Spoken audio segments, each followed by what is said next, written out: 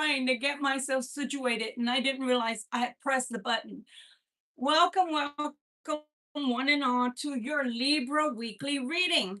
Let's try to get some incense started. Let's see if it will. I did go to the store and get some more lighters. I just didn't take them out yet. I kind of dropped everything just to be with you. So when you come in, welcome in. We will have our reading shortly. I'm just trying to burn some Palo Santo. You know, the one that I purchased is not exactly the way mine is when I make it. So enough with that. But let's get started, Libra.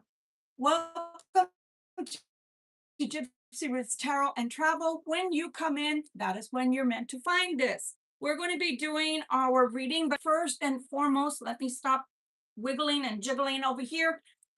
We start with our angel readings first, okay?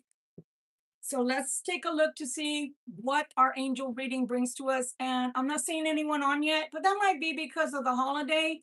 I hope that it's not because I forgot to check to make sure that you guys were live with me. But let's take a look. We'll take a couple of seconds. There we go. Thank you, whoever joined, because you're showing me that I didn't forget to add you guys. So again, we're going to start with our angel cards. We are going to get one from Archangel Michael, and we're going to use the Archangel Oracle cards as well before we start with our bigger reading. So let's take a look. We're going to get one from the regular deck that we use. I love that little deck. It is so cute. Welcome, one and all. Welcome, welcome. I hope your holiday was great if you're an American, and if you're not an American, well, I hope your weekend was great. We just celebrated the 4th of July, so let's see what the Archangel Oracle wants to give us. It's taking one from there, and they're so beautiful, guys. I've used them before, but I've just haven't used them in a while. I like to kind of like change out my decks because I get bored, like I've told you all before. So I like to do different things at different times. Let's see what Archangel Michael's message is also for today. Please and thank you. And if you're somebody returning, is it Jackie? Hi, Jackie. How are you doing today? I hope you're good, dear. Let's start with our angel reading and then we will continue, okay? One for Archangel Michael. And let's see what he wants to tell us today. All right, guys. All right. So we've got those three here. The angel of love. Okay. And funny enough, we're going to talk about that in a little bit. Welcome, one and all. This is Gypsy Roots Tarot and Travel. You are so welcome, whether you're returning or whether you're not quite ready to be part of our family yet. If you just want to stick around to the end, I promise that I will give you a little bit of everything. Sunday is a hodgepodge because you only get me once a week. So I promise to give you lots and lots of information. So the angel of love. The more I learn to love myself, wonderful, thank you. God is in the house. The more I know how to love others. Love your neighbor as yourself.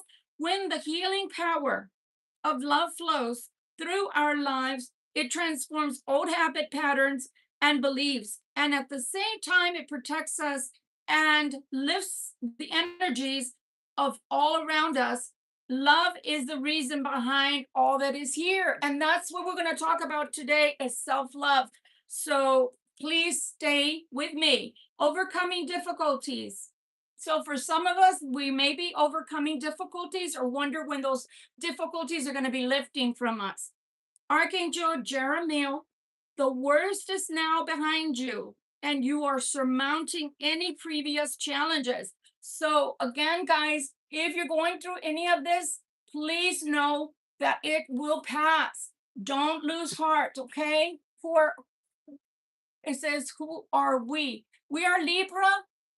We are air signs, or anybody that happens upon this reading. If you feel like it's for you, if you're waiting for a message, if you've asked God for a message, or you just want to see if there's a message here for you today, then stick around. This is from Archangel Michael. This one says, from Archangel Michael, your inner guidance is real and trustworthy. So again, guys, what is it telling me? It's telling me somebody out there Okay, or many of you out there have been asking for guidance, have been asking, hey, show me a sign. And so, guys, if you know me by now, if you've been to my readings before, you've been to this channel, you know that I'm a little klutzy. So I'm kind of trying not to be so like moving around with my hands, because I moved our little coconut that I was using to drink from, because I'm very warm today. It's very hot. So if you see that the glass ends up on the floor, I guess it's a blessing to the house because I might just knock it down.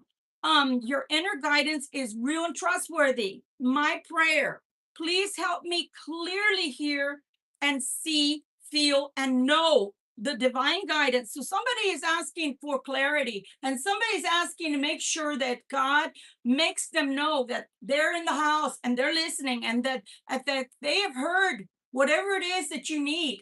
And let me tell you, it's coming through loud and clear. It says, divine guidance that I have asked and prayed for. Allow me to keep my ego, and that's important, out of the way. So your wisdom can come streaming through me for my own benefit and for those around me. So somebody knows that when we remove ego, God is able to work through us. When we're not removing ego, sorry guys, I'm doing an adjustment to my wardrobe here. It feels warm all of a sudden, but that's the way it feels when I do readings or cleansing some people. When we ask God to make the roads clear, or to make it clear when He is talking to us through divine prophecy or divine knowing, right? The inner knowing, or somebody just comes up to you and says something that you're like, what the heck? How did they know? Somebody could come up to you, by the way, it's happened to me, and tell me everything's going to be okay. It's crazy, but something like that has happened to me. Or you see billboards, or you see license plates, or bumper stickers, or anything out of the ordinary, right? And it's telling you something. Yeah, that is God. That's God showing things.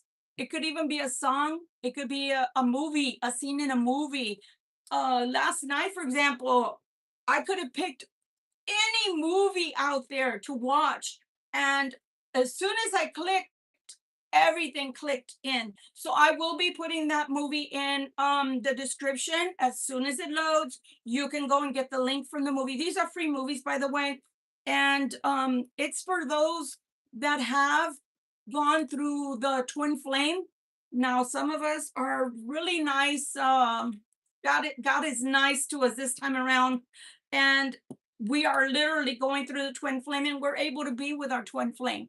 But there are some of us that have not had that fortune, that good fortune. But nonetheless, that movie is about twin flames and how synchronicity works and how people come together. But again, it will not be shown right away, like right now. So when you come back, you can just open it and watch it no matter where you're from. But I will tell you this, you will have to hit the all button on the bell. Hit the all button.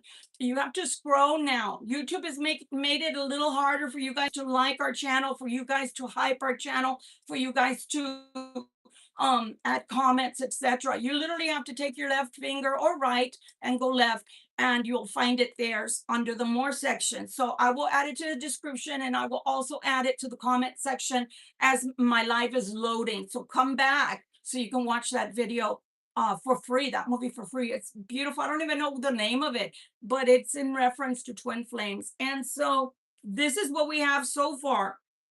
The angel of love is asking you to love yourself more. Whatever difficulties are here, you're going to be overcoming them. So don't worry about that. Okay, guys? And I was going to change. I was going to put on my beautiful sundress. Well, guess what? I got dressed to go out, and that's the way I stayed. So be it. Your inner guidance is real, guys, and you can trust it. God is here to tell you you can trust it. They're the messengers, right? The messengers of light are here, guys, and they're here telling you you can trust this. It's for you. Remember last week, this was the card of manifestation. I left it out so we could remember that God is telling us that we will be manifesting this week. Remember, that was the theme. That was the big theme, is manifestation. But you have to have faith, guys, okay?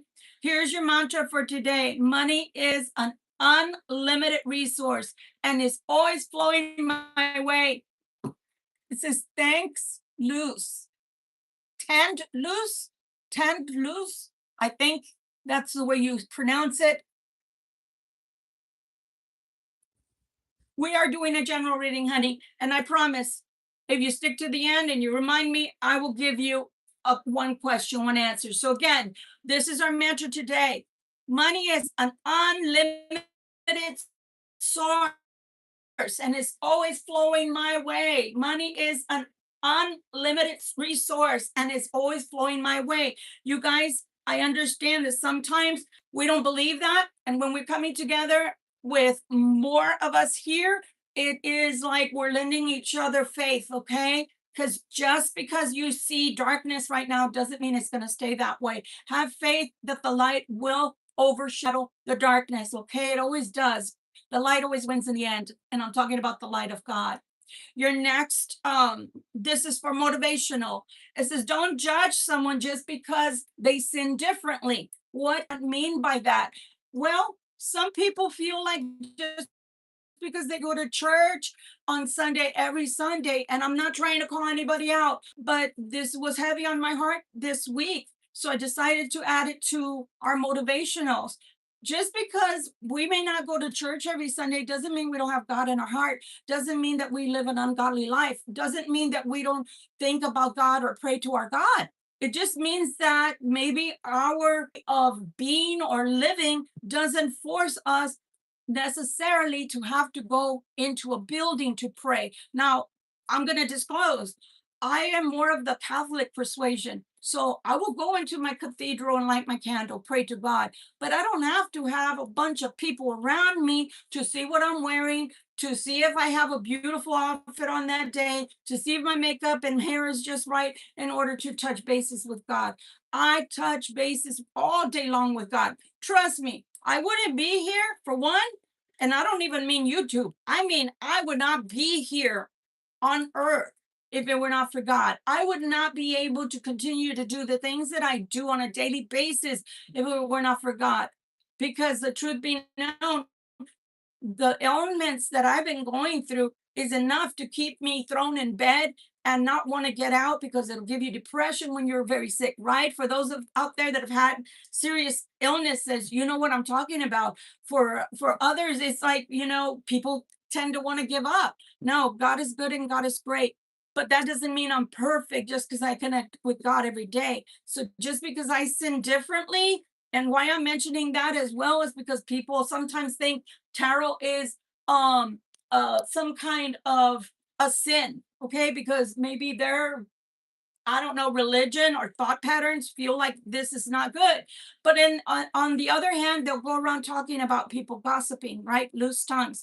Or they will go around, sleeping around on their partner. So again, just because you sin differently, you don't have to judge me or anybody else on this earth because we have one judge.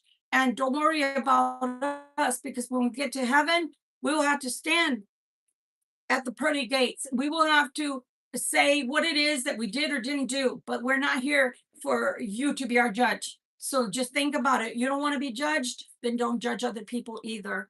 Okay. So we are here.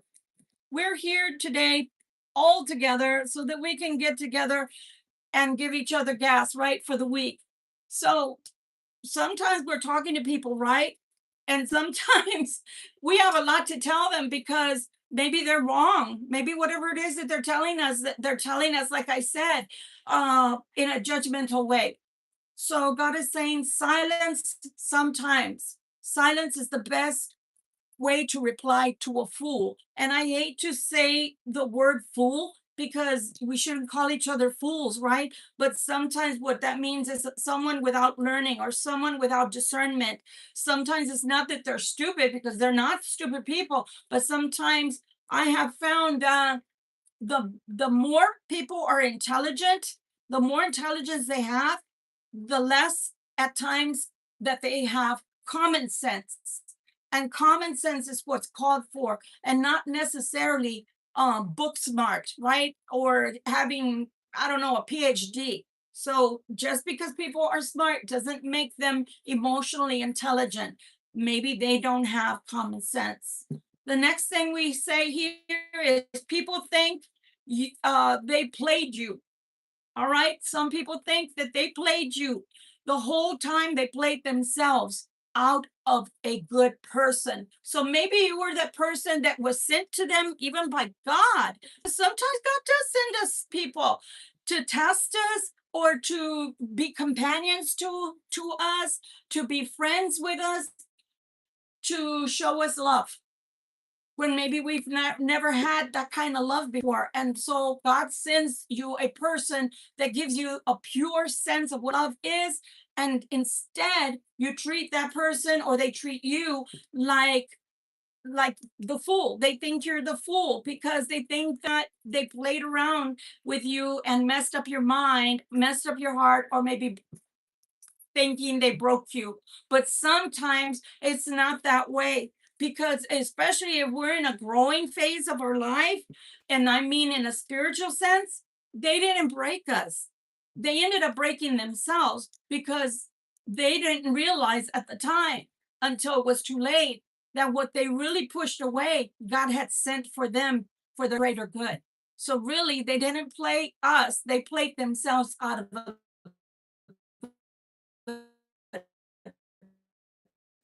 person. We need to be, how should I say, we need to be non-judgmental, but at the same need to have an expansion of our mind, our spirit, our heart, our soul, so that we can see things before us. So this one is for Libra. Them. You're not everybody's cup of tea, Libra. You. That's right. I'm champagne. So it's like I said, sometimes people want to belittle you, patronize you, make you less than what you are.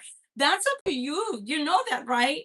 And I'm talking to everybody right now. Everybody that's listening. Sometimes people want to belittle you, to patronize you, to squash you, to treat you like the poop on their shoe. That's up to you. If you're going to let people treat you like that, that's up to you. Okay. This one is Libra. September 23rd, when they do snap, you and everybody else will not be safe. That's the truth, because Libras do have a really, really bad temper at times. But that's when people have pushed you to the limit, when people pin you against the wall and you don't know how to get out except giving them the same kind of fire that they threw at you. You better be careful, because remember, Libras are air. So anything you throw at us, we're just going to make it that much bigger. So don't fight with a Libra if you don't want to have the bull by the horns, okay? Because that's what you're going to get. And today we're doing this as sweetness and chaos. And that's what you are, my Libra. So stay wild and choose you. Let's get into the reading, guys. Let's get into the reading. Let's start first with this one. Is our new deck, one of our new decks that we're going to be unveiling today. It's called Dark Fantasy. Okay, it's an oracle card deck and it's called Dark Fantasy. Let's see, do you have any negativity that needs to be known about today? Did you see that? Flew right out. We're taking one card from this deck. The Weaver's Tangle. The Weaver's Tangle. Situations or relationships are completely entangled. Ay, ay, ay, Libra. What did you do? Or who are you getting involved with? Do not pull threads hastily. This card advises patience, observation, and careful work to find the central knot. So, if you want to get out from whatever entanglement you now find yourself or find your life in, maybe you've made a hot mess out of something, or someone has made a hot mess out of their life, and they want to possibly get themselves untangled from all of this craziness. They're asking you to find the central knot. What does that mean? What started all of this? That's what that means. What started all of this entanglement? Thank you so much for those beautiful hearts. Let's see who's doing the beautiful hearts. Is it say harsh? Harshal? How are you doing? How are you, my love? So, whatever it is, the central knot, Now, you could say, Victoria, I don't know what you're talking about. I'm going to take a breath. My water with ice. You could say, Victoria, I don't know what you're talking about. I didn't make a hot mess out of anything. Okay, I understand. I could probably say that right now too. A hot mess is going on. But what about the past? Could we have done something in the past to ourselves or someone else that maybe we're messing with or that's on our mind? Could they have made a big fat mess out of something? We need to find out, when did it become the central knot? For me, it was 4 years ago. 4 years ago, I made a central knot and I got to find a way to get myself out of it. And frankly, I've been getting myself out of it little by little. For one, my finances. I had made a big fat mess out of my finances. That was a central knot, maybe. But if I'm still thinking about that, was it the central knot? No, I don't think so. It was what got me into the central knot that they're talking about. So the central knot was making a decision to follow someone clear across our country in order to be near that person, because supposedly my life was supposed to be better. My life ended up in shambles after that. So do you see, that was 4 years ago. That was 4 years ago. So I could say to myself, no, I don't have any central knots right now. And you could be right. And thank you, God, thanks to Jesus, I've gotten myself out of a lot of that. But I'm still still thinking that the central knot still isn't all the way gone. So again, it could be in your life that it's something from your past. It could be in your life that it was somebody that put you into that a central knot. And even though they might say, I didn't put you into anything, that was your decision making, and they could be half right about that. But if they would not have made the suggestion or the offer, you won't be in a central knot right now. And if they hadn't gotten themselves involved in a central knot by getting you involved into the central knot, then they also would not be in a central knot, because to tell you the truth, that's only part of the central knot for them. What started their central knot? Maybe it started years before you even got into their life. So again, there's something you have to try to undo, unravel. And when I say unravel, it's because God wants you to get out of whatever that is, that the mess that was made. And that mess that was made wasn't necessarily all by your hand.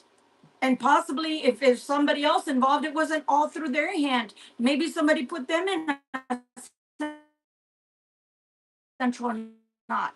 And then they decided to add you into that central knot. And that's why it's a big ball of a mess, because that's what it's showing. Almost like when you have a ball of yarn, and for those that knit, you know what I mean. Even if you put or try to put that yarn back, if you're not careful, it turns into knots or it's all over the place. Look, this is crazy. I was out and about, my hair was fine. No sooner do I start to do my readings, and here I am with hair all over the place, and it's got static cling. Craziness, I'm telling you. I'm thinking of giving myself a face frame. What do y'all think? Because I'm kind of getting tired of this hair. I'm just telling you, I'm getting tired of my hair. I'm so used to having short styles that are like maybe to here and they look great, and I just have to, wash and go. And since I've started growing my hair after the COVID thing hit me the second time, I literally feel like it's too heavy now. But look, we are using the Lemurian card deck. Let's take a look to see what other messages are coming. But start to think about it, guys. And I mean, honestly, give yourself a moment to think about things, because I really feel like sometimes we think, well, there's nothing going on in my life right now. So I don't have any knots in my life. And for those that truly don't, I think that's wonderful. Like my life is going fairly well right now. So I could have been lying to myself and just said, no, I don't have a central knot. But I chose to think about it more deeply. And yeah, there's a central knot. There's still more things that I've got to unravel in order to be free. So it might be that way to you, okay? John Get, Gunjan. I'm sorry, honey.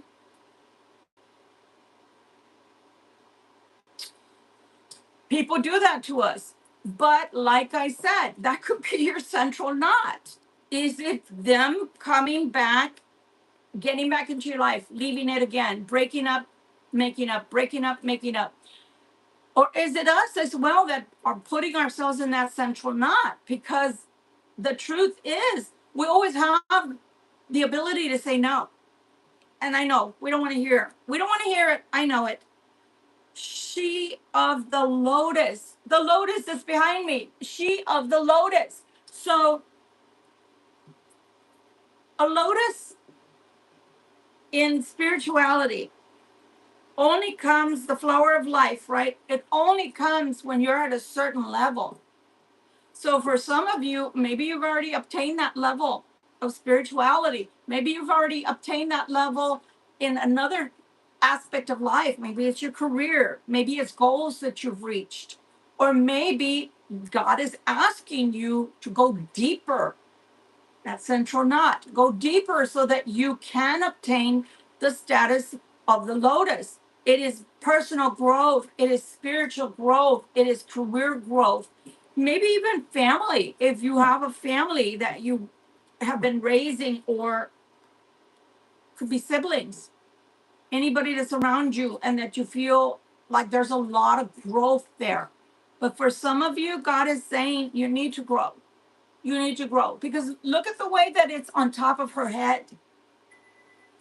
It's crazy because it's on top of my head too. Sorry, that's my printer saying, "Oh, Victoria, I need my ink." And I decided to ignore everything, drop everything to be here with you. So I'll get to that printer later. But see how it's over her head, and funny enough, it's over my head too.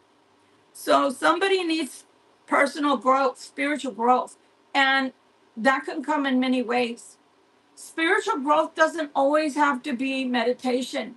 Meditation can be anything from you sitting down silently in silent contemplation to think about what it is that God wants from you, or what is God asking of you at this time. That could be all you have to do, is sit there in quiet contemplation. Sometimes it could be spiritual growth, because God can be telling you you're not growing or you're not listening. And yeah, I know, Victoria, why are you bringing all of these things up? Well, the title of this video for today, this tarot video, is, are you going to choose you? What happens if you choose you? What comes next? So that's where we're going towards, guys. And funny enough, the first card literally said self-love. That's why I was like, yes, he's in the house. You know, he's in the house. God is in the house. Because literally at this point in time, I don't care if you're married. I don't care if you're divorced. I don't care if you're single. I don't care if you're widowed. I don't care if you have small children in the house. God is asking you to choose you. For this week, God is asking you to choose you. This is another relationship truth. So let's see what it is that this deck would like to tell us, and then we'll get into the main reading. Guys, honestly, sometimes we're very, very good at giving other people what it is they need. Thank you for the hearts. You know, we're really, really good at giving other people what they need. But for some reason, we don't stop long enough. We don't stop our world long enough to see what it is we need. Maybe we think we're okay. Maybe we think we don't need anything. But some of us need rest, God is telling me. Some of us need downtime. Some of us need me time, alone time. I don't know, to garden, to read a book, to watch a movie, to lay on the couch, to do whatever. I haven't stepped into my favorite thing to do in ages, and I need to go back to that on the weekends, which is Barnes and Nobles. Back home we have a half price books store, and they're all over town. And that was my haunt. That was my favorite thing to do, guys. So maybe it's something like that, or walking down a trail. Just having a glass of wine outside, sitting on your own, whatever it is. It doesn't have to be wine. Maybe, I don't know, being a kid. doing things that you used to do as a kid. I watched this video and it was so awesome. This was this lady that was my age group, and she was on this thing that you get on at the park, and probably kids under 7 would get on, but I don't care. She was on it, it looked like a horse or something. And you know, it's on that spring. Y'all know what I'm talking about. And she was asked, she was going to the side. It looked like she was going to be thrown off of it, and she was doing this and going. But you know, the point was she was laughing so hard that she made me laugh. Maybe some people that view it would be like, man, you know, that's stupid. Why are you doing that? You're an older person, you know, grow up. But the way I was viewing it was she's having so much fun, and she was laughing hard that I was laughing because it looked amusing to me. It was hilarious because she was holding on for dear life. She could have fallen off. But even if she fell off, I promise you, she would have been laughing. And that's the whole thing, is take time out to laugh and enjoy your life, because life happens to us all day long, every day. And most of the time people are asking us to do things, right? So when you can be on your downtime, when you can be doing something that's just for you, do it. Hi, Willie. How are you doing? Willie knows. Hi, is it Harsha? Harsha, at Harsha. And I cannot pronounce your last. I'm sorry. It looks like almost caribou or something like that. Okay, the deck wants to tell us about a situationship. It stayed undefined for a reason. That's what it says. It says it stayed undefined for a reason. So, what could be the reasons? Oh God, I have to be a harsh messenger already. Okay, the reasons that it could stay into a situationship right off the bat, or even for years, is because maybe you didn't have boundaries. Maybe what you wanted, the other person didn't want. Maybe that person wasn't able to give you what you wanted. Now, I am going to go into the nitty gritty of things. Did you make it known what you wanted, and this person still wasn't giving you what you wanted? Okay, remember what I was telling you guys. Sometimes it's their fault and sometimes it's our fault, if we want to look at it that way. Sometimes it's both people being in the situationship or relationship that you think you're in, but not getting what you want out of it because you didn't stick to your boundaries, or because you didn't make it loud and clear enough to this person. Hey, these are my boundaries. This is what I want out of the situation. Are you able to give it to me? And if you're not, are you going to tell me here and now? So I won't be wasting my time. So you won't be wasting your time either. Because if you're looking for a situationship and that's not what I'm looking for, or something that I want, and this is what it is I ended up with, a situationship, then I need to know. Is it time to cut that cord? Is it time to cut it off? Because I don't want this. This is not what I bought in for. This is not what I bought into. I don't want this. I want a real relationship. I want to be taken seriously. I want to see that this is growing. So it looks like somebody here didn't define what it is they wanted. And if the other person defined it and you didn't hear what they were saying, then yeah, partially it is something that you need to stop and think about, because it could have been that they said it to you, but maybe they didn't say it to you the way that you would have understood, or maybe they said it to you and you didn't hear them, or maybe they said it to you and you didn't want to hear them. Okay.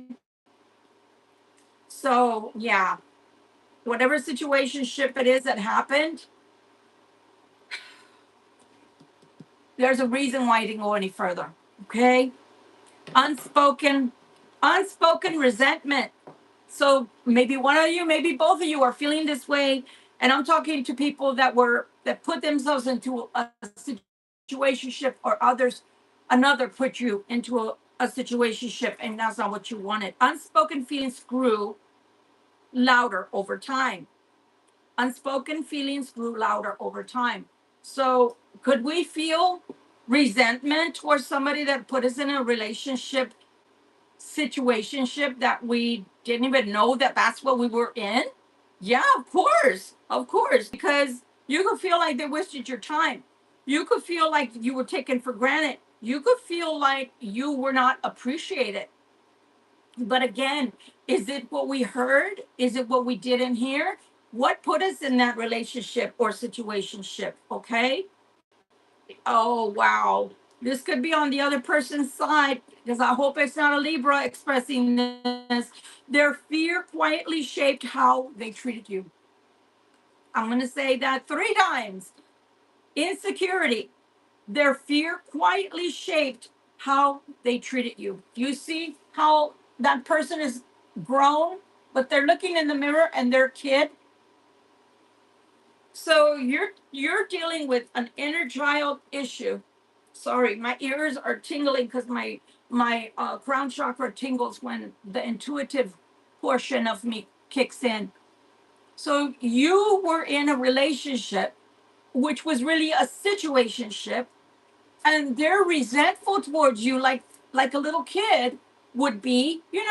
Like when you say, "If you're good, I'm gonna take you to McDonald's," and they're really good, and then you forget or something happened and no more money for McDonald's, right? When they're kids. My kids used to be like, you promised. You promised. So this person is working from their inside, their little kid, their little wounded child. And you might not even realize it, or maybe you do realize it. Maybe it was told to you that this person had a bad childhood or had a bad upbringing, or maybe they just didn't have the upbringing you did. Maybe look at that.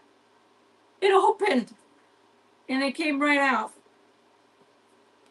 They could have been raised a lot differently, I'm being told, than you were. Maybe you both had bad upbringings, let's say that. But for some reason, you have grown beyond whatever it is that hurt you or broke you temporarily as a child. And maybe these people or person hasn't been able to grow beyond that. Maybe the healing has never started. Maybe nobody ever told them, "Hey, you need to heal." Or maybe they know they have to heal, but it scares them to have those feelings again, to think about all the things that were plaguing them or haunting them as a kid. So somebody here has been operating as an inner child wounding towards you, and they haven't been responsible. They haven't been able to work through these things as a grown up. So instead, that same inner child wounding is now resentful towards you. So maybe some of you pulled away when you saw that it was a situationship. Guys, my hair's got so much. You didn't want to go through that anymore. When you realized that it wasn't going anywhere, that it wasn't growing, that it wasn't something that this person was offering you, a real relationship, you guys just walked away. You counted your losses, especially if they were, I'm hearing the word silly. If they were silly about things, if they were not serious about things, if they were flippant and fickle. So for those that don't know what flippant means, that means that they could take you or leave you, or at least they treated you that way. If they were fickle, today they loved you and they showed you beautiful emotions, and tomorrow they will tell you things or show you things that you would feel like, I was working with the devil. I was in love with a demon. I gave myself to a fool. And I'm sorry, that word fool has come out 3 times from my mouth. And that's not a word that I normally use, but just changed that out with behavior was foolish, foolhardy, and not very grown up. So you were the grown up in the room, whether you're male or female. Today you're being told you were the grown up in the relationship. So you thought you were going towards building up momentum and getting somewhere romantically or relationship wise, and you were building. but this person wasn't building. This person was giving you a situationship. So that's not a good thing, guys. I know that has to hurt when you finally realize that everything that you were hoping for, there was no way for that to grow, and that had no growth, in fact, because the person was giving you a situationship and they were not capable of giving you more, not because they couldn't give you more, but because they were working with inner childhood woundings that were preventing them from growing with you. Does that mean that you should excuse them? No. Does that mean that you should just say, okay, well, this poor person, they didn't mean to do that? Well, maybe they didn't mean to do that. Maybe they didn't. But after they figured out that we're doing this to you, because at some point, the adult has to walk back in the room, right? So at that point, they did indeed know what they were doing and doing to you. So because of that, no, I'm going to give them a get out of jail free card. I'm just not. So let's take a look. Forgive me. Let's take a look to see what it is that you need to know if you choose you. Okay? If you choose you, if you choose to heal, or you're already on that healing path, and you choose to walk forward into life, what will happen? What do you need to know? Let's see what the base is for that answer. Wow. Okay. So we're only going to take the 4. I don't like the 2 of Wands being there because Libra, as you know, we as air signs can constantly cause ourselves to be in a state of, I don't know what to do. I don't know which way to go, which road to choose. I don't know. Is it a yes or is it a no? Well, that's what we're here today. But remember, I'm just the messenger. I'm just the oracle. The choice will always be yours. Nobody can take that decision making away from you. Whether this is talking to you directly, Libra, the person that's here viewer wise, or even somebody that's a cross watcher. The choice is always yours. As an adult, you need to make those decisions. So you have 2 new beginnings here. You have 2 new beginnings. You have the Ace of Wands. You have the King of Pentacles. So you do have the ability to be stable. Whatever it is that you want stability in your life at this time, that choice is yours to make. You can do it. And then you have greetings, a message, an invitation. You have another new beginning. But the truth has to be real. What do I mean by that? Well, Victoria, you just said the truth. The truth is the truth. Not necessarily. There are some people that tell you the truth, that's the version of their truth. That's the version of what they want you to hear. It's not necessarily the truth. And then they wash it all down with, well, just because I left certain things out, that doesn't mean I lied to you. Actually, yeah, by occlusion means you didn't tell everybody or somebody everything that they needed to know. So, yeah, their version of the truth. So, let's see what it is that they're about to tell us, whether it is their version of the truth or if it's the version of truth that we need to hear. And also, it could be you. And I'm going to be tough today because remember, you either choose yourself or you choose everybody else. And again, I literally said it could be your children, it could be friendship, it could be at work, it could be a spouse, it could be friends, I call it with benefits, the situationship. So you have to also decide what you want. So this Ace of Wands, what is it that's actually coming into Libra's life, my air sign's life, my viewers' life, if they actually choose themselves? So let's take a look, guys. Guys, and do drink a lot of water. I don't care where you are. We're in a, I didn't even know that we could have an El Nino or El Nino, whatever it is we're in right now, and that it wasn't for a whole year, that it was just through the summer. So, oh Lord God, I asked, what is it that's coming if you accept for yourself, growing with yourself, or deciding for yourself? The devil's here. So whatever it is coming next, this is coming in a way, guys, to kind of wake you up and shake you up. But once you get into it, whatever it is coming towards you, you're literally going to feel such a magnetic pull that it's almost like an obsession. It's going to turn into an obsession. So if it's your career, it could turn into an obsession, meaning you can turn into a workaholic. If it's love, then it can turn into an obsession. This relationship can be obsessive. You can be obsessive about it.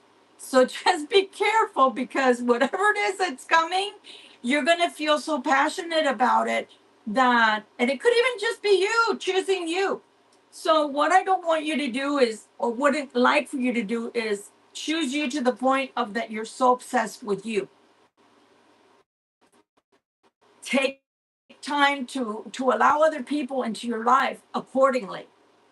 If they fit into your life, then they have to fit in such a way that it doesn't disturb whatever it is that's going on with you, because it is going to be all about you at this time.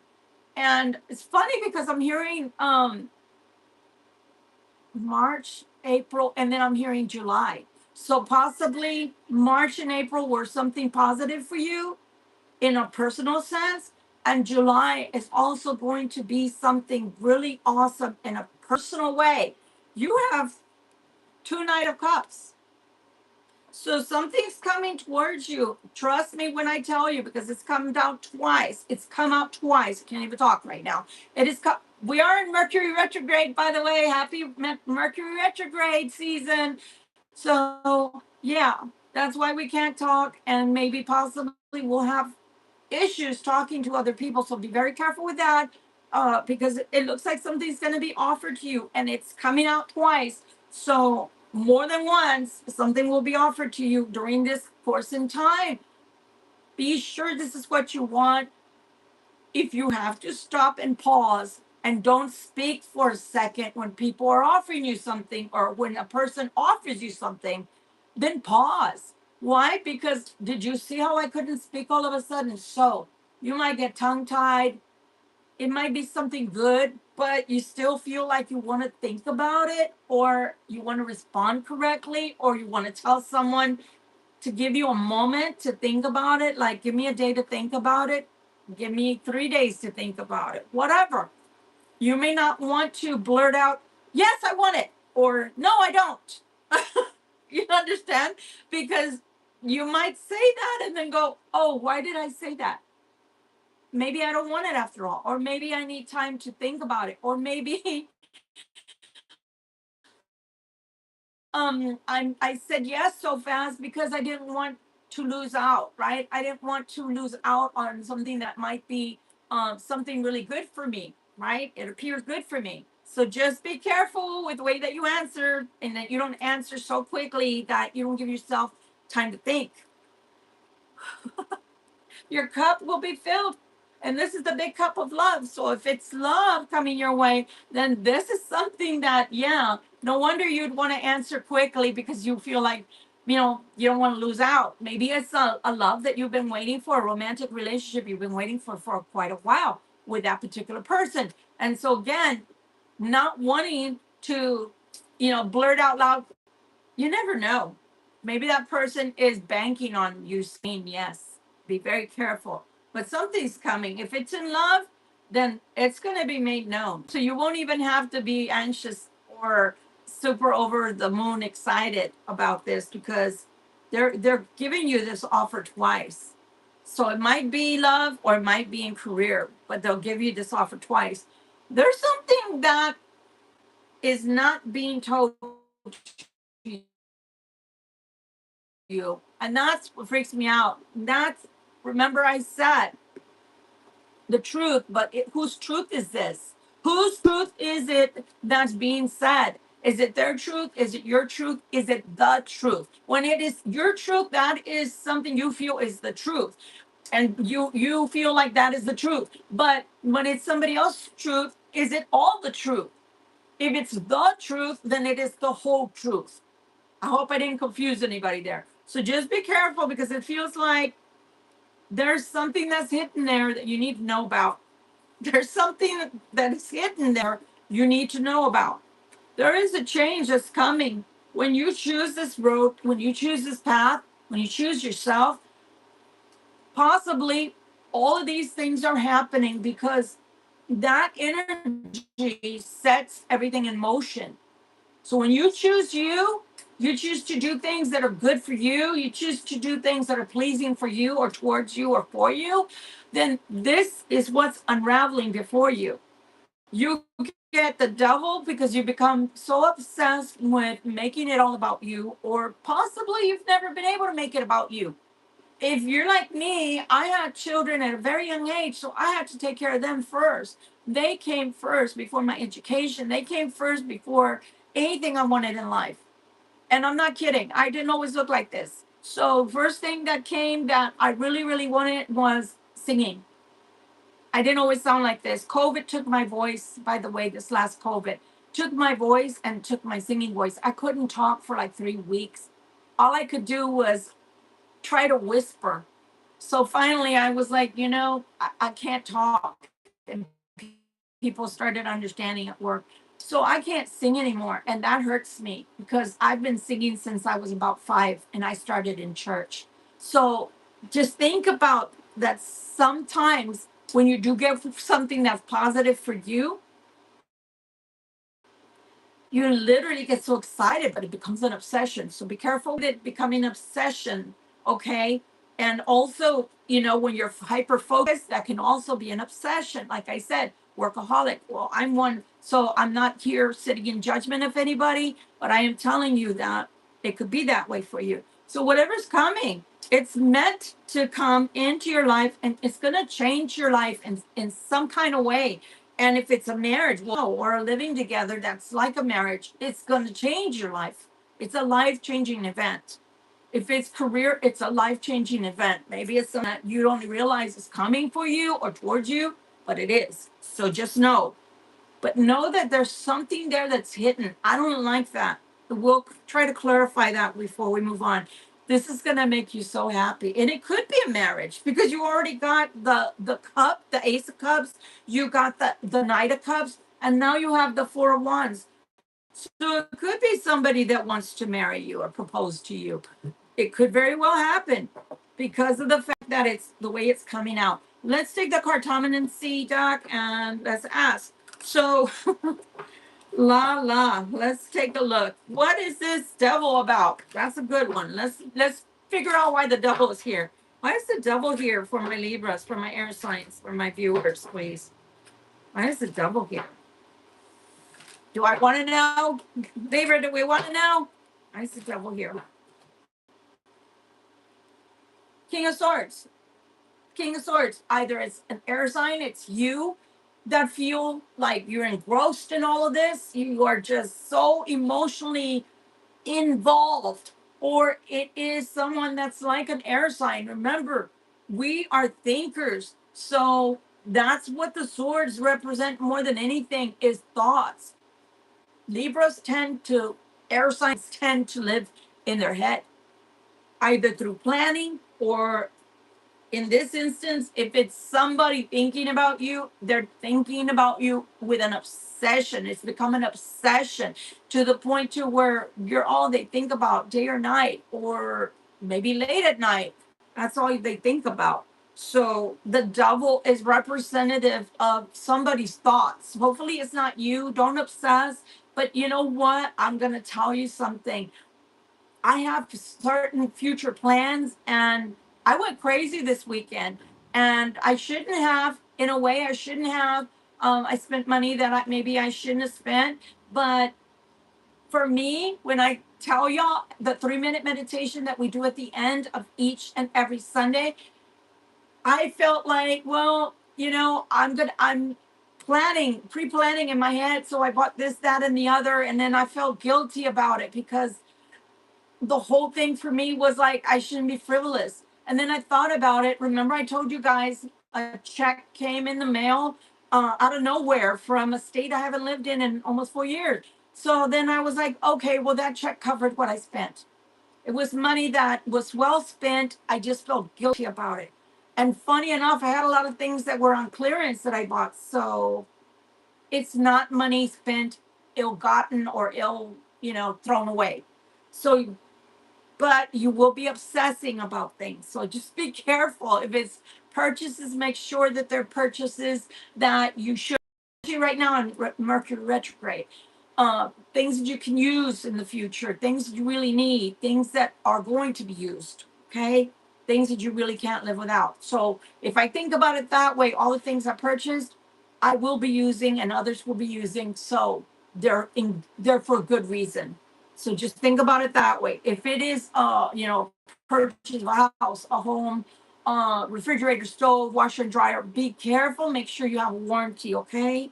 But if it's a marriage, also be careful. Buyer beware. It's for keeps, or at least, let me put it to you this way. I had a mentor, and I wanted to talk about that mentor, but this is not the video for that. But that mentor, when she married, because she was pagan, she was from the old religion, that's what she practiced. So when she got married, it was for a year or a day. And so the way the pagans view it is, I'm going to marry you for a year or for a day. However long that lasts, however long the love lasts, if that's the way it's supposed to be, year, the way they do it is they renew their vows every year. They don't marry you for the next 20 years, the next 30 years, or to life. They marry you that way because the way that it's viewed is you have free will. So if the love doesn't last, it doesn't last. If the love lasts, it's going to be proven because every year you will choose each other again. So just think about it in that way. All right, guys. So we don't need to look at the devil anymore. We know why the devil's here. But let's move on to the King of Pentacles. So why is the King of Pentacles here for my Libras, for my air signs, for my viewers? If they choose themselves, what does that signify? What is the significance behind the King of Pentacles for them? Let's take a look, guys. Let's take a look. One more? All right, one more. All right, let's go. Keep giving you an offer. They keep giving you an offer. Now it's the Page of Cups. Love is coming. Love is coming. It's weird because, like, when I said love is coming, from here on up, I felt chills. And from here down, I felt chills. And it's funny. It's not because I'm sitting here in the AC. It just happened. And my legs, man, if you could see my legs, they have goosebumps all over them. So love is coming. That's what's being announced. For some of you, love is coming. It's on the way.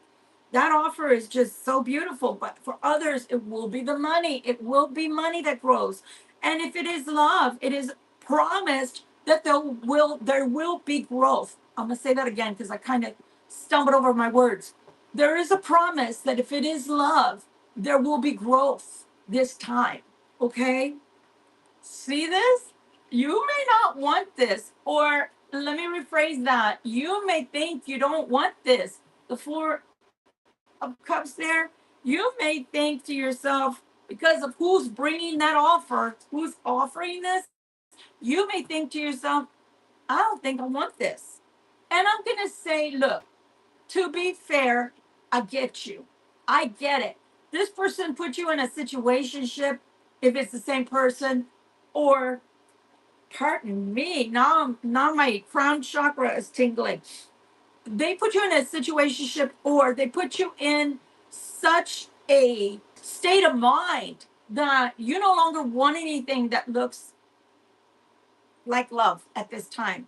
Maybe you're all about you. Maybe you are going to seriously think about whatever's coming and how that affects you, to the point to where you're gonna be like, no, I don't think I want that anymore. I don't think I want anything right now with anyone. I just want me. I want to work on me. I want to work on things for me.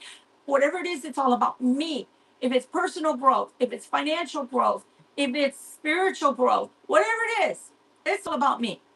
It's all about the me. And I don't want anybody. Thank you for offering, but you're too late. Or some of you will feel like it's not the right time because I finally woke up. I finally woke up to what was missing from my life. And the missing was me. I was missing from my life. I did it for the kids. I did it for the spouse. I did it for the girlfriend, boyfriend. I did it for the friends. I did it for the family, for my mother, my father. I did it for my siblings so that I felt like I was honoring the family. But I never did anything for me. So now it's all about me.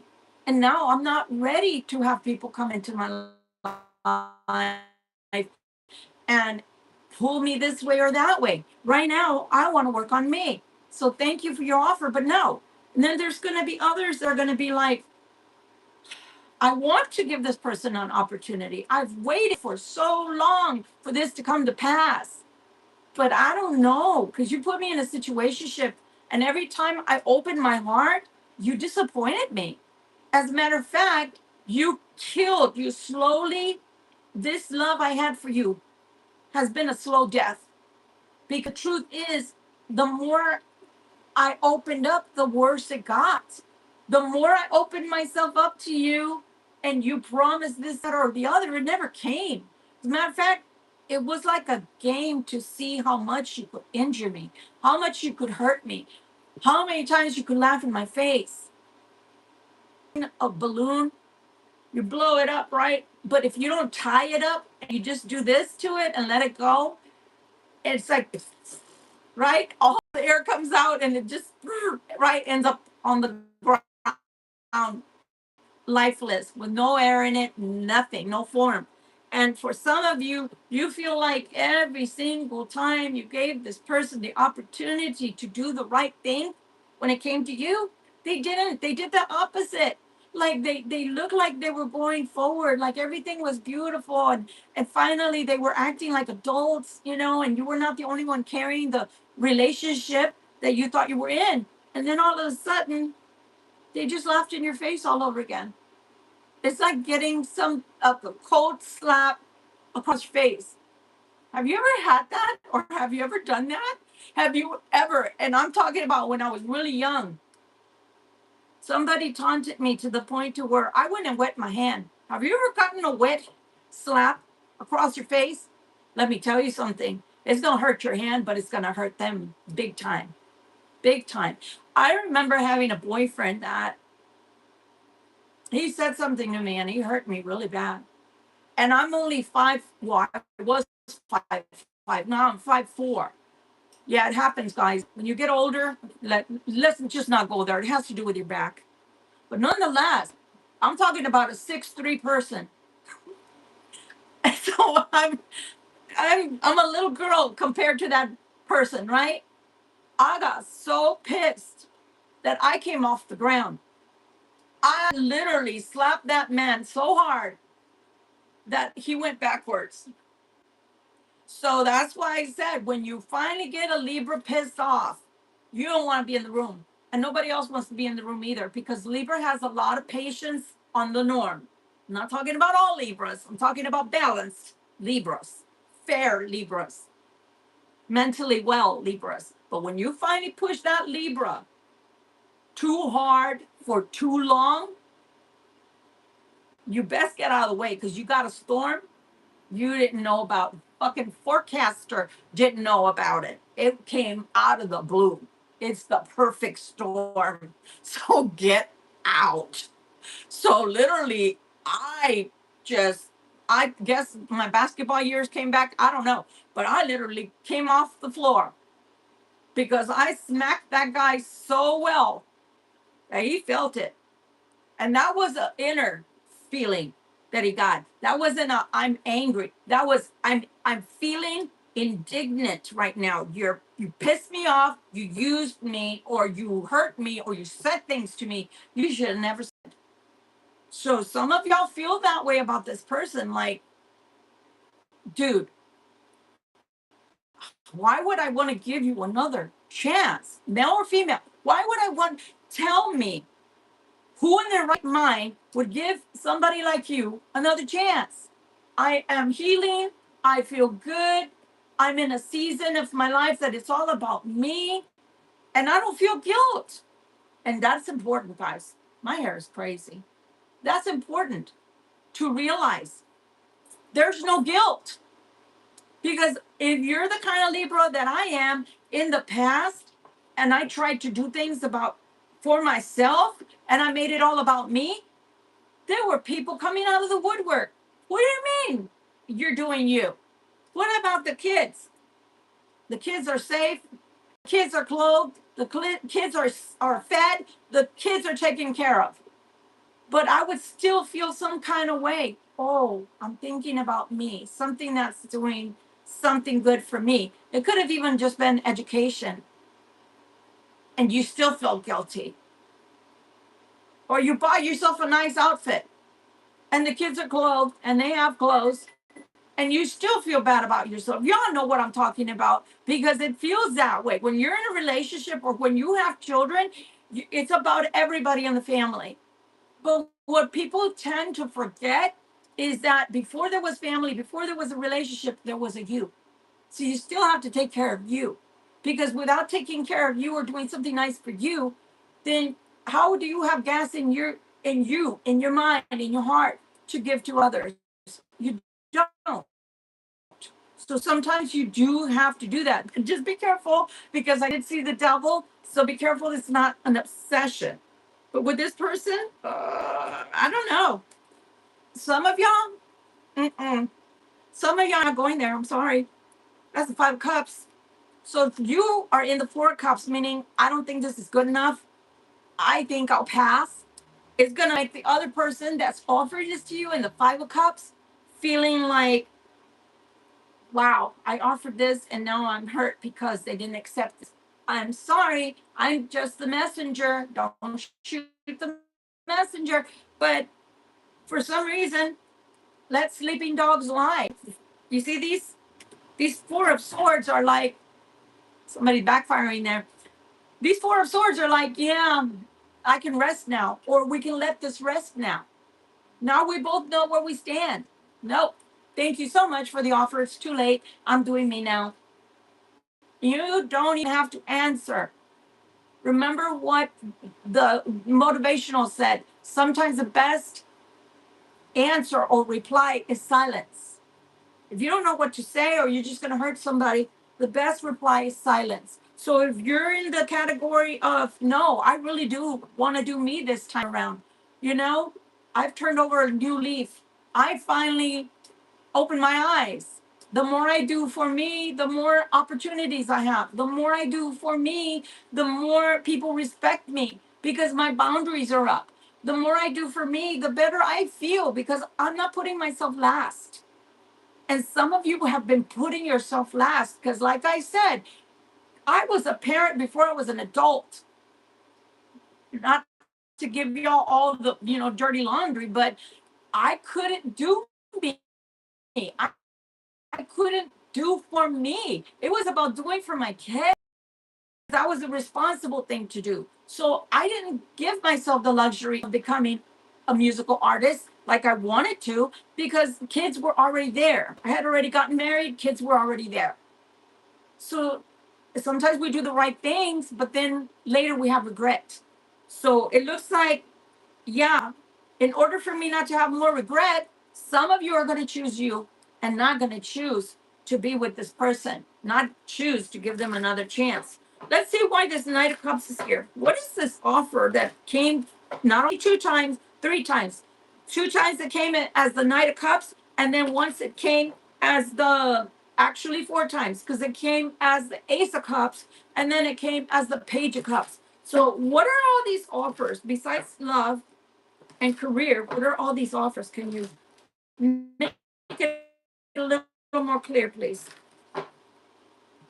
I'm telling you guys, wow, this offer that's coming as the Knight of Cups whatever it is that's being offered to you, it's going to somehow, some way present itself and your life will get easier. Whatever that means for you, because we're all different. Excuse me. I don't exactly know what it means to get easier for all of you because it's not a one-on-one reading, it's a general reading. But for whatever it is you're looking towards life at right now, this stage in your life, especially I want to say this week and this month, the month of July, because they said March, April, and then they said July. Whatever it is, it's going to bring you to a smoother sailing in your life, less turbulent in your life. It's going to feel like it's easier. It's easier. It's easier. Whatever it is, it gets easier. Okay? Because it's bringing you forward to an easier time in your life. You get lots of messages. Got the Knight of Wands coming along with that. So whatever's coming, whatever's being offered to you, is going to make your life easier. But for some reason, there's a lot of here and now. Whatever's presenting itself to you at this time, you're doubtful. You're doubtful. You feel like, is this real? Is this real? Because remember, the Eight of Swords is perceived. It's a perceived test or a perceived being tied and bound. So you're not going to buy into it right away. Whatever it is coming. The Fool's Journey. So it might set you out.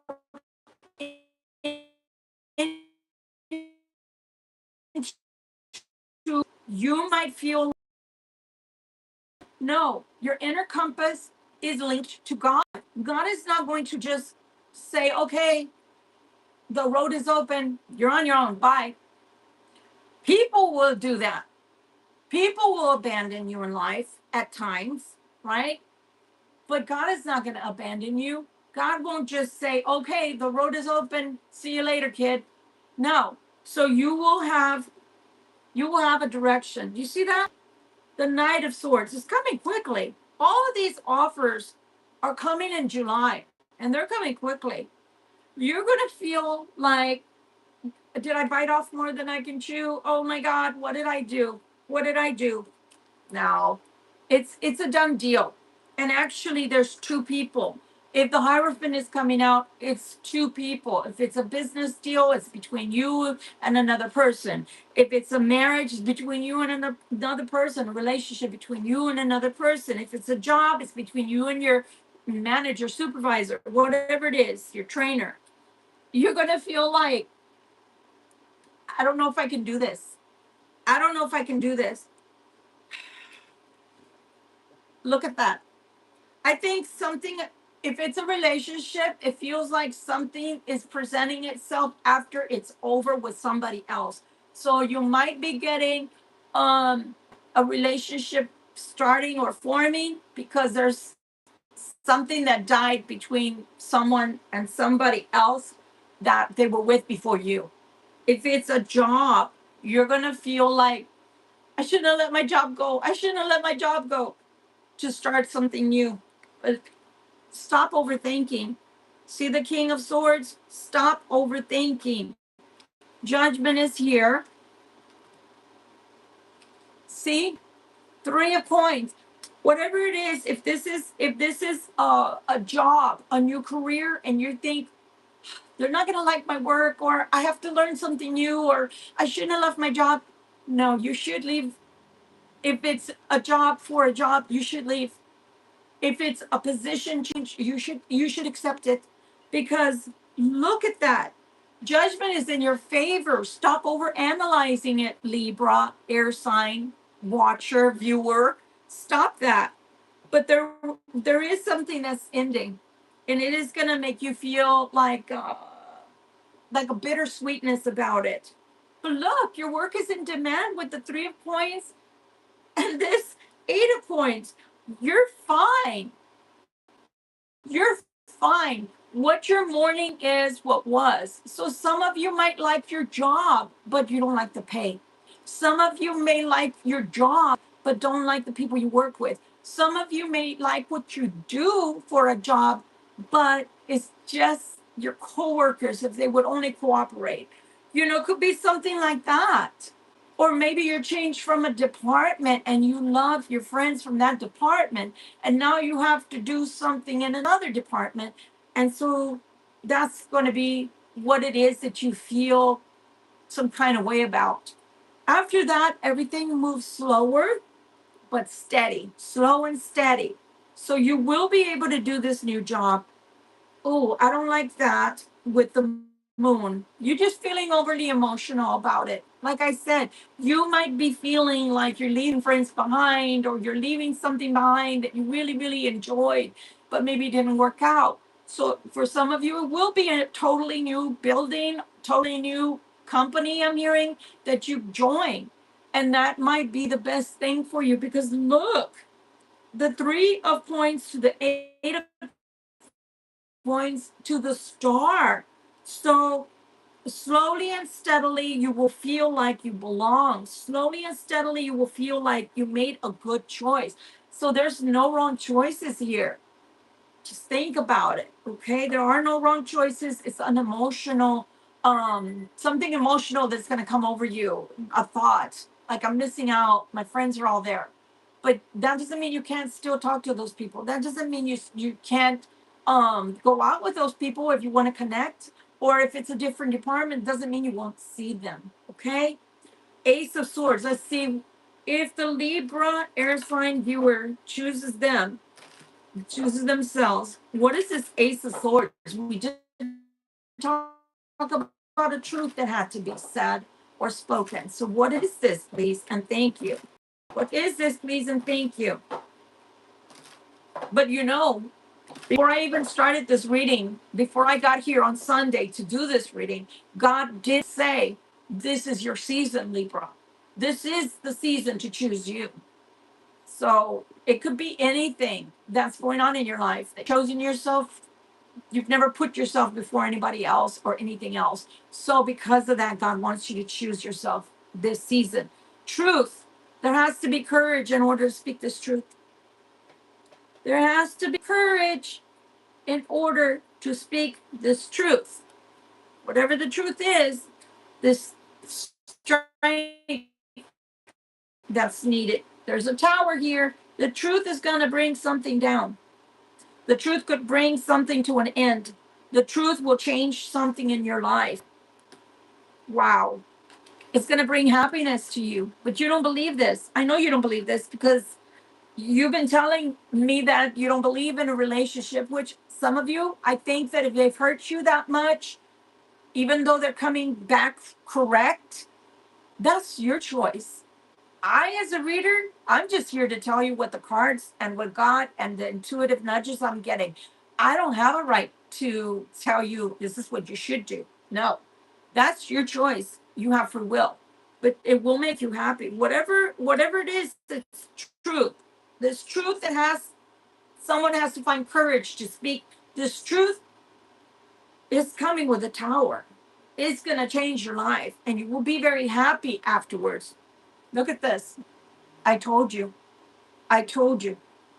For some of you, it is real. This truth is real. This relationship is real. This love that somebody is declaring to you in this season of your life is real.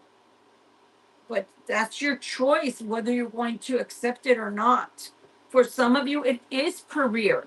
For some of you, the relationship will bring financial blessings. Maybe putting your finances together is what brings the blessings, or maybe you're two people that are go-getters and it's going to bring blessings to you both.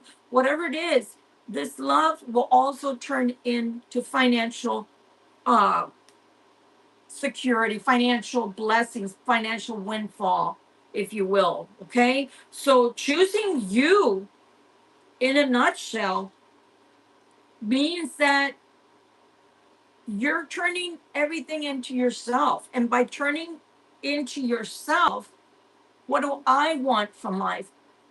What in this season of my life do I need for myself, or how do I need to change, or how do I need to choose a relationship? If I choose a relationship, will that mean I can't choose me? No, I don't think so. I don't think that's true. But what I'm seeing here from the second pile is that you do have to put up boundaries. You do have to put up boundaries. No, I already said there's some of you that are going to say, no, I don't want a relationship at this time. Even if it's coming from the people or person that I've been wanting for a while. No, I don't want it anymore. Because I need to work on me. I need to choose me at this time. I need to do for me. So that pile, let's not even talk about it because that's a done deal. Some of you are not going to choose to take anybody back. But let's talk about pile 1, 2, and 4. So if you choose to first love you, if you first choose to put yourself at the center, so if you put yourself in the center of a circle, just like a clock, right? You know how the clock moves the hands to tell you what time it is? If it was not that center, all the other things could not revolve around, right? It wouldn't go from 12 to 3 to 6 to 9 to 12. It could not, right? So the central knot, remember that central problem that we discussed early on. This is you putting yourself at the center, at the core of things. And everything else that's around is still part of you, right? The hands are still part of time and that clock. They're necessary, but it's not the core because the core is that time exists for that clock to be able to tell you what time it is. But if it didn't have the hands at the center, if something wasn't holding it together, it could have worked. And the same thing goes for you in your life. You are that clock, and the hands are just moving around you. So the hands moving around from 12, 1, 2, 3, etc., are everything else that you put into your life. And even the person coming into your life, they've also got to make the center about themselves because then you become their hands, right? That they move whatever time it is that includes you. And hopefully it includes you in every single hour, right? But not particularly thought wise because you got to work. Unless you're rich and famous, you got to work. So there's going to be times when you take that person into consideration, and then there's time that you got to do other things. So yes, it can work. It can work that you can first place yourself at the center and then bring everything else into the picture, right? To whatever it is that you need for yourself and of yourself. And this person has to be a giver and a taker, not just a taker. If they're just takers, then this pile right here is the reason why they're not going to be chosen anymore or in the future because they were too selfish, they were too self centered. Too much of them was the center of everything, meaning it was all about them, how you fit into their life, and when they wanted you to fit into their life, and when they felt like giving to you, or it was just feeding a need.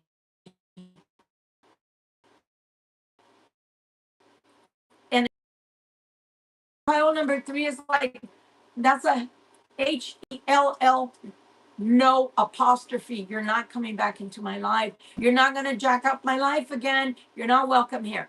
But the other piles are saying, so long as you have your boundaries up and so long as you make the center, just like they've made themselves the center of their own life, then so long as those boundaries are there, so long as they know that these new boundaries exist and that you are willing to enforce these boundaries, and they now have to show you why they belong in your life and why you should give them time from your life, then yes, I think that once they understand that you have these firm boundaries and that this is the new relationship you're offering when they come back, and so long as they understand that there has to be growth there, just like they put themselves at the center of their own life, you now put yourself at the center of your own life.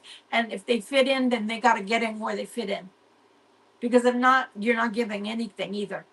They need to understand that. And so long as everybody has an understanding that you understand they have obligations, but priorities mean you are a priority in their life. If they want to be a priority in your life, you've got to know that you're a priority in their life. If not, then again, pile number 3 is what is going to stay. Because even if you will say, okay, I'm going to give it some thought. Remember we said, don't go in, yes, I want it. No, give me a day. Give me some, even 3 hours to think about it, but take time to think about it, because the truth is, where were they all this time? Stop and think about it. Where were they all this time that you needed them? Where were they all this time when you were falling? Where were they all this time when you needed a real relationship and expected a real relationship and thought you were in a real relationship with them? Where were they? So if they can't give you 3 hours, 3 days, a week to think about this, whatever it is that you need, then they're not welcome in your life, because then they're not coming with a serious offer. They're not. If they're understanding that it may not feel good when they hear that from you, give me a moment to think about it. Can you do that? And if their first answer or reply is no, then that means you don't want me. No, that's not what that means. That means, where were you all this time when you didn't choose me? Where were you? Where were you? You took all the time you needed before you came back looking for me, before you offered this to me. You took all the time you needed, and you didn't ask me how it felt. You didn't ask me if I felt abandoned. You didn't ask me how it felt when you chose yourself. It was selfish. You didn't ask me. You just took the time. So now I'm literally telling you, I need time to think about it. So if you give me that time, I will know you're serious about me. If you decide you don't want to give me that time to think about it, then I know what I have to do. Pile number 3, keep it going, keep it moving, and you have a nice life. I'm going to make sure I do. So again, guys, this is your choice. I cannot decide for you, but look, justice is at the bottom. So I'm telling you, if you decide that you really want this person, that this decision, this offer they're giving to you is worth your time, is worth your effort, then I feel like it can work. But you have to put your boundaries up, because if you don't, this person is just going to come and railroad you, just going to come and run all over you all over again. And you're not going to be mean about it. I'm not asking you to be mean about it. I'm just asking you to take yourself into consideration and understand that you do deserve to have a moment to think about things, because it's a life-changing event. So if you don't think about it, that's when things can go wrong. Okay? So let's move forward. Let's take another deck here. I want to know, for the month of July, is there anything else that we need to know about in general that's coming towards us? Because I'm a Libra too. I hear you. So let's see.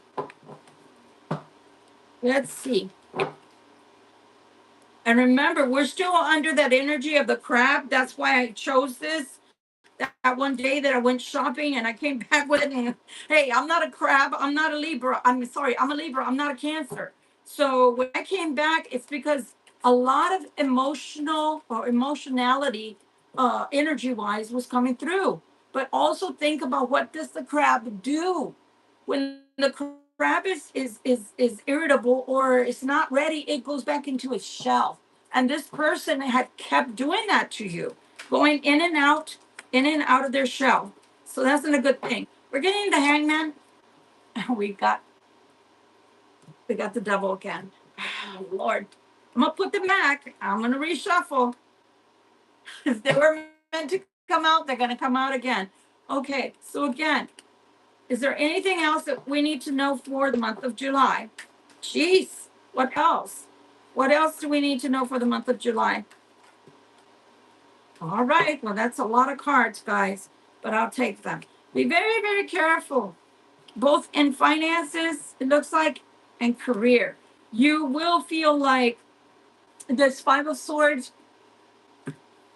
I feel it's representing you. I really do. Because some of you are going to feel like, I finally chose me. I win. I finally choose me. I win with the Five of Swords. And remember, the Five of Swords, there's only one person left holding the swords, and the rest are dejected. They're behind him, feeling dejected. They lost. Only one can win. I always tell you guys, there can only be one Highlander. So think about it. Yes, you win, but you don't have to gloat. You can feel it on the inside. Don't be like in your face.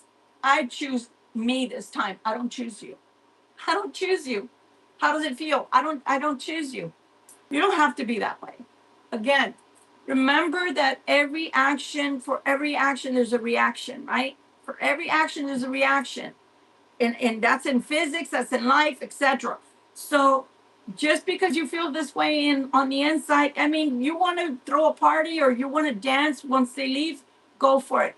But don't do it to the person because you're getting karma. Remember, karma works both ways. You either get good karma or bad. If you've already let go of all the bad karma or already paid your karma out, don't do that. Don't do that. Like, yeah, now you want to come back? Yeah. Well, no, I don't want you. You don't have to do that. I promise you, you don't have to do that. Okay? But yeah, you're going to be very happy to choose you. You have a new beginning twice over. Twice over. Okay? Death card along with the Ace of Wands. So this energy from July, I feel very fiery. I feel like going into the Lion's Gate all the way through, you're going to feel like you're on fire. Like, yes, I have a lot of energy right now and I'm going to get things done. And you should. You see that? So either your actual work, you're going to be really busy, or just in life with all your goals and all the things that you want to get accomplished, you're going to get them done. You're hard at work. So that's a good thing. 2 wands here. You are looking at growth. Things do grow. But for some reason, you feel like you have to have a lot of courage. And here you feel like you've got to get away with something, or you got to do something, but you're doing it on the down low or something like that. I don't like that. I don't like that. You see that? 4 points. You don't have to do anything on the down low. Whatever it is that you're doing, just do it. But like I said, don't gloat over it. Don't gloat over it. Remember, we've already let go of all the bad karma. Let it go then. Let go, let God. But be happy, sure. Who shouldn't be happy at their accomplishments, personal accomplishments? Yeah, be happy. Be happy. Let me put it to you this way. So if you're going to school and you're going to, even, if you just got out of high school, if you're 18, you're going to college, junior college or university, and you're crossing that stage and finally having that degree in your hand, yeah, be happy. Be happy. You did all that hard work. You deserve to be happy. But I just watched a YouTube video where the young lady literally, they took her degree away. They took her degree away. I'm not kidding. Because when she got on that stage, instead of taking her degree, shaking that person's hand and doing, this like everybody else does, and they're like, yes, no, she started dancing and acting all kinds of foolish.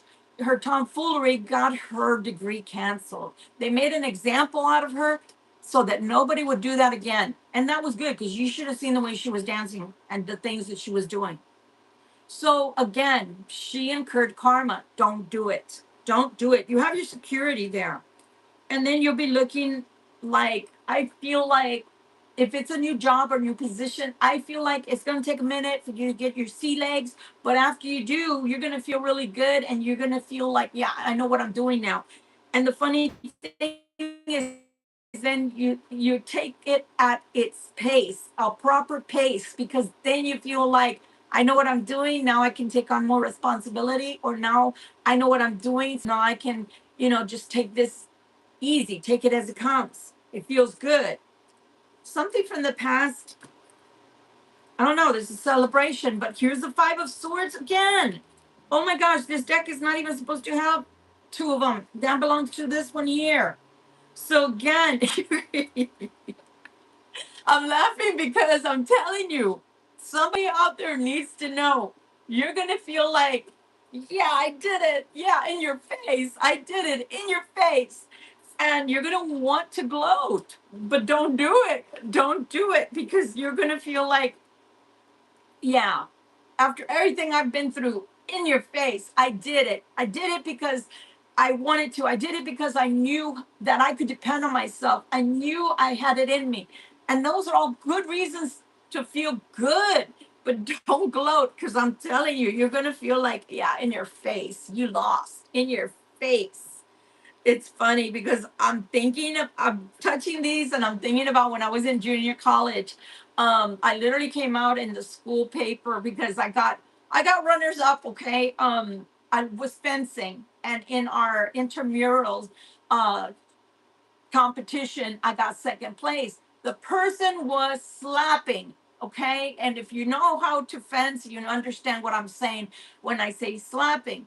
So, but they liked her because she had been there a year before I. So she had more connection with our coach, and our coach chose her as the winner instead of me. But I kept complaining. She's slapping. You're not supposed to slap. You don't use your sword to whip people. You use it to on guard. You got them. You hit certain points, and that's how you get points. Points in the body. But this person was literally whipping me with her sword, and they had her win. So she was like in your face type of energy. And that's why I thought about it, because they gave it to her and I was runner up. But the point is, when I was doing my fencing, when I was against her, I was charging at her and hitting certain points in her body. And that's why I did win, but they gave it to her. But nonetheless, this win that you're getting, you're going to feel like, finally, I got it. I'm entitled. Finally, this is me. Finally, I get to move up, or finally, I get to do this and showcase. Yes, showcasing and showboating are two different things. Showcase your talents, your skills. Yes, be proud of yourself.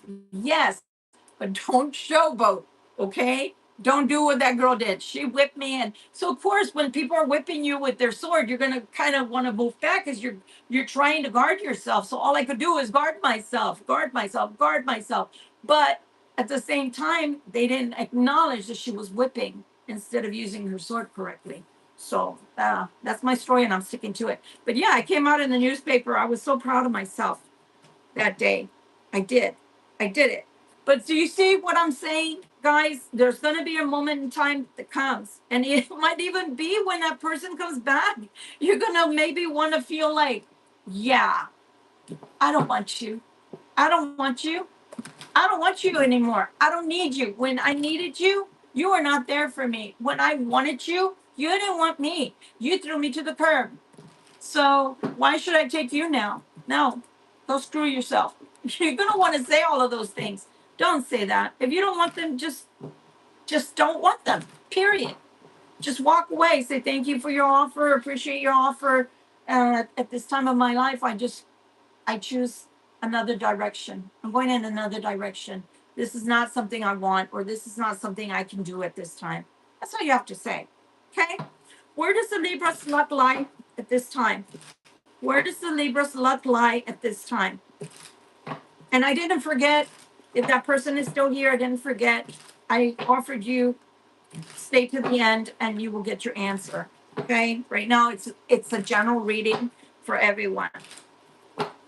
Where does the luck lie for the Libra right now, please? There's change. I keep telling you, look, the death card comes out, or the tower.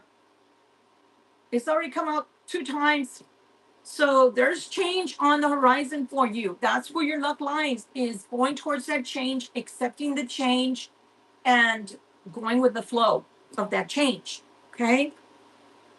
Something from your past, the Six of Cups came out twice as well. The past is coming towards you. The past is quickly coming towards you. Wow. You're going to feel tested. The Eight of Swords is coming out again too. The cards are repeating themselves, but I love that. I love when I use different decks and they're all corresponding with each other, because that tells me that we're going in the right direction. The reading is true, that it is energetically connected to us. Okay. Wheel of Fortune. The Wheel of Fortune. You're going to feel the Eight of Swords when this person or something comes back that's from your past. But the Wheel of Fortune is talking about old things going away, old timelines ending, or maybe you've gone through a season of your life and you feel like, is it ever going to end? Been there, done that. Yes, it's ending. But remember, the Wheel of Fortune is, if something's down, it's going to go up. If something's up, it's going to go down. So some will have a loss or a closing of a chapter in life in order for that new chapter to begin. Okay. And there will be a cause for celebration. Some people look at the Three of Cups as a person, a third person there. I don't think so. I don't think so. Look at that again. The three of coins is coming out again. So I feel like it's a celebration of some sort. Something brand new is coming around. Or maybe it could even be when the past comes around. It's not necessarily a person all the time. For certain people, it will be whatever skills you learned from the past. You are now able to utilize them in your new job or your new position. So think about it in that way. Justice comes out again, guys. Wow. That's where your luck lies.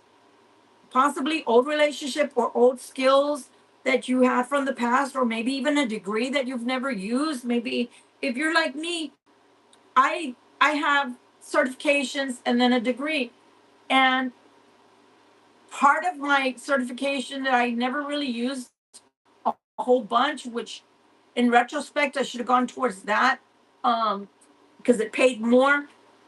I should have gone towards that certification and used it more. But my medical billing and coding, I'm a certified medical billing coder, and that's where I felt like was should have been my strongest, going towards my strongest, I should say, uh, position, right, in work. But it's something like that where you should go towards maybe something that you had in the past, learned in the past, that maybe you didn't incorporate on a lot, but it looks like work wise, it's going to pay off. Again, slow and steady wins the race. It keeps telling me, you think something's not happening, it's going to happen. It's just going to come, and then it's going to taper off to where it's slow and steady. Like whatever you're proving to yourself or others, you already did the proving ground, and it's going to come and it's going to happen. So whatever it is, it's gonna be good for you. Again, the Fool. I'm telling you guys, for me, because the Fool's coming out again with the Death. If it's not the Death card and the Fool, then it's been the Tower and the Fool. So something is, your life is changing. Your life is changing, taking on a new direction. And whatever it is, it's gonna be good for you. So will some of you feel kind of topsy turvy, or oh, I don't know what I'm doing, or oh, I don't know why I chose this? Yeah, I think some of you will feel that way, but I don't think that that's the way you should feel. You see that, the Five of Wands, the competition is over. They're telling me, don't feel this way. Five of Wands, don't feel that way. As a matter of fact, I'm putting it away from the rest of the cards because I feel like some of you have had to work hard to prove yourself. Some of you, it has been in a relationship. Some of you has been at work that you've had to work hard to prove your value, or what you can do, show up, showcase your skills. Don't feel that way anymore. Let yourself be, once this change comes, let yourself be in a relaxed state. I'm not saying rest on your laurels, but what I am saying is don't feel like you gotta keep proving yourself. Don't feel that way, okay? Because you see that? The Ten of Cups, whatever it is that's coming into your life in this season, it's like it's manifesting like in a miracle, right? Like coming out of nowhere. But is it? Look at that. You see that? So you feel like people are going to feel jealous about what you have going for you. But you rest, rest, rest. Let your spirit rest. He keeps telling me, just be in this king of emotions. The king of cups is somebody who has a lot of emotional intelligence, a lot, meaning he can read the room, he can read people's energy, he can read their thoughts of what they're thinking. Doesn't matter. No, I keep telling you guys, it really doesn't matter what other people want for you. It's what you and God want for you that matters. So leave this competition to the side. Don't feel like you gotta keep on proving yourself or battling people. I don't know why this is coming out of my mouth, but I'm gonna say it. You know, like back home, we have what's called sunken gardens, and it's a Chinese, I'm sorry, a Japanese tea garden, and it's really beautiful. If you go to Breckenridge Park back in San Antonio, Texas, you can go into the sunken gardens, and they have koi in there, and they have these beautiful kabotas, and just beautiful, right?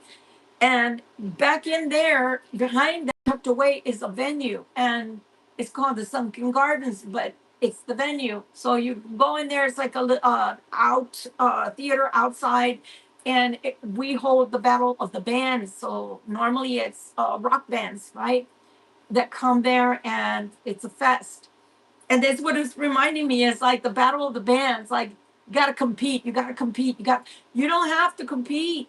Once you get this, it's yours. You don't have to compete. You're going to feel like for a while, you're going to feel like, oh, it's too good to be true. It's going to be taken away from me. No, it's not. No, it's not.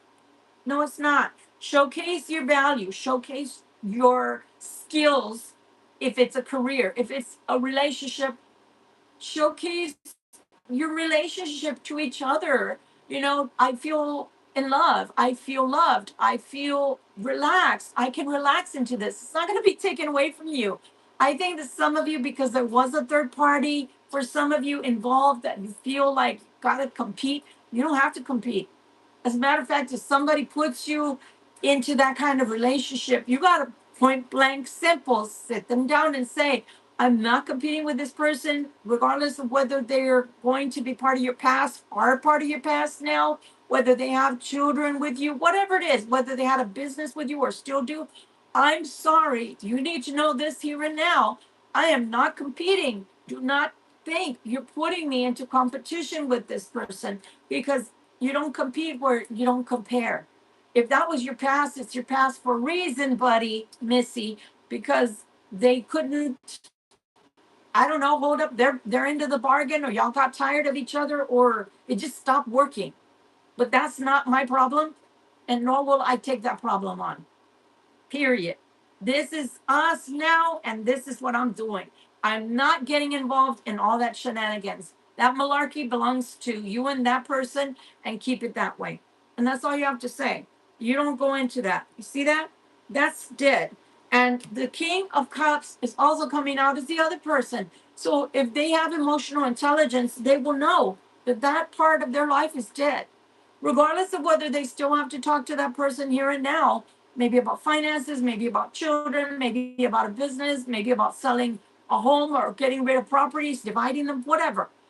But they have to understand as well, if they get into arguments with that person, that needs to be between them two.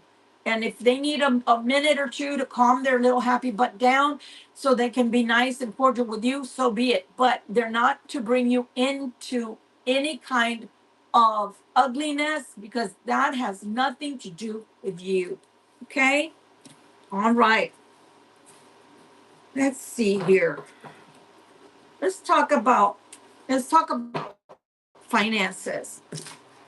Let's talk about finances. Let's see what's coming in finances for y'all. For the month of July, how are finances going to be for my beautiful Libras? Finances, please. Finances or a new job for those that are waiting for a new job, because I do feel like that's a big possibility.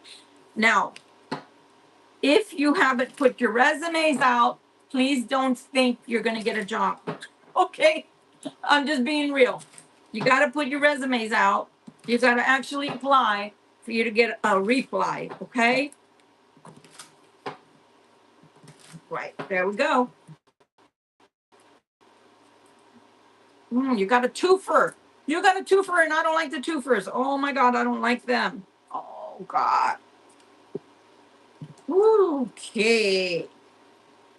Planning and execution. Two of coins. I don't like it. Overcommitted, poor choices. It's in the reverse. I don't like it. Dropping the ball, feeling disorganized or overwhelmed. Somebody that's watching this or will watch this, you need to get with the program. Sorry. You need to get with a program. Something that you've overcommitted on, something that you've done, this is your doing. So you need to stop the blood. The blood is just spilling out. Put a tourniquet on it because you're not doing good right now. You are not doing good. Two of Wands. You have an opportunity, but it's taking courage to see this through. So you have to visualize this and you've got to get ready in order for you to consider these options. But you're not considering anything. You're just living in la la land right now. So for whoever I'm talking to, sorry to put it to you so hard, but that's the way it's showing. It's also showing the ingrate. That's the word that's coming out. An ingrate. Someone who is not grateful for all the things being provided to them or that had been provided to them in the past. This is a Queen of Coins who is not really showing up in her upright self. It's showing somebody who is causing turmoil, harsh conditions, and financial ruin, and it's a breakup. Someone who's very manipulative, exacting, meaning what she wants and gets, she wants to make sure she's getting out of this. She's self-focused and she's shallow and she's jealous. So I don't know who that is, but somebody you're feeding the monster. Stop feeding the monster. God is saying you created this monster. And the only way to kill the monster or get rid of the monster is stop feeding the monster. It's just like when you go to the zoo, they tell you don't feed the animals. Okay, I'm not going to say it that way, but that's what I mean. Stop feeding the monster. You've created this monster yourself. I'm talking to. Page of Coins, laying down the foundation. You got to set your goals and be grounded. You have great prospects here and good news. Hard work and ambition, but be faithful. Prepare for a change. Prepare for a change. Next few months, make long-term plans. Why did I say gang? I was going to say gang. Somebody ganging up on you? And that's why you feel like you can't do any of this? Prepare for this harvest. And no later than this fall will come to pass. The Seven of Coins is pregnant with possibilities. You have to have perseverance. Look at the long-term view, not just the here and now. The investments are ripe. The harvest will be ripe. You have to have patience. Okay? Three of Wands, manifesting your dreams, big development, travel for pleasure, work or love, level up in progress. I told you guys, that is what we're looking at, is that we have a level up coming, but we have to keep going. Don't rest on your laurels. Don't be overly confident and start, you know, I don't know. I just keep hearing if you get this level up, if God grants you this beautiful change in your life, don't gloat about it. God doesn't like that. God doesn't like greed. God doesn't like people that are showboats. He just doesn't like that at all. Okay? Let's take a look to see where you should focus. Okay, and this is the palm reader. Where should you focus your attention at this time? Where should they focus their attention at this time?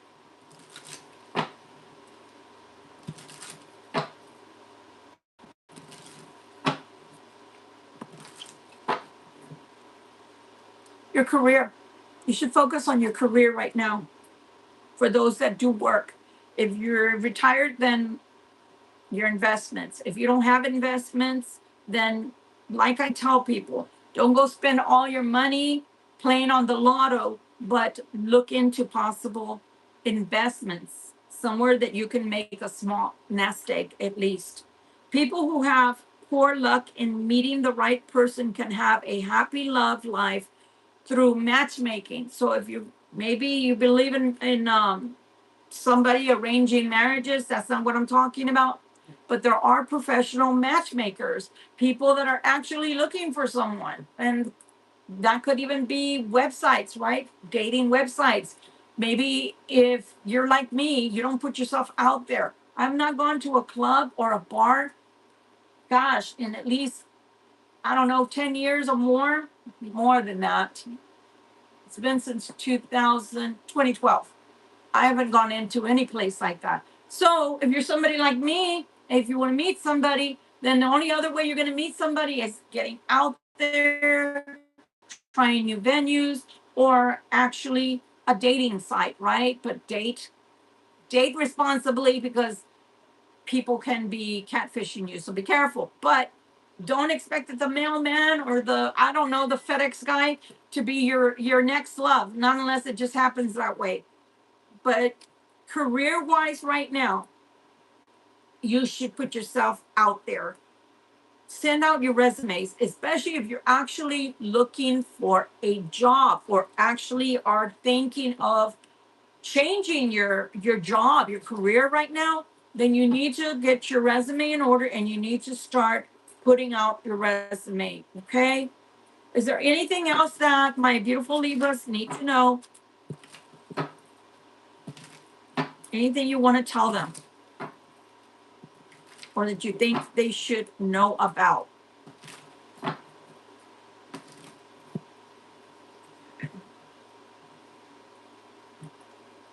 King of Swords is coming out again. Could be a person. Knight of Swords.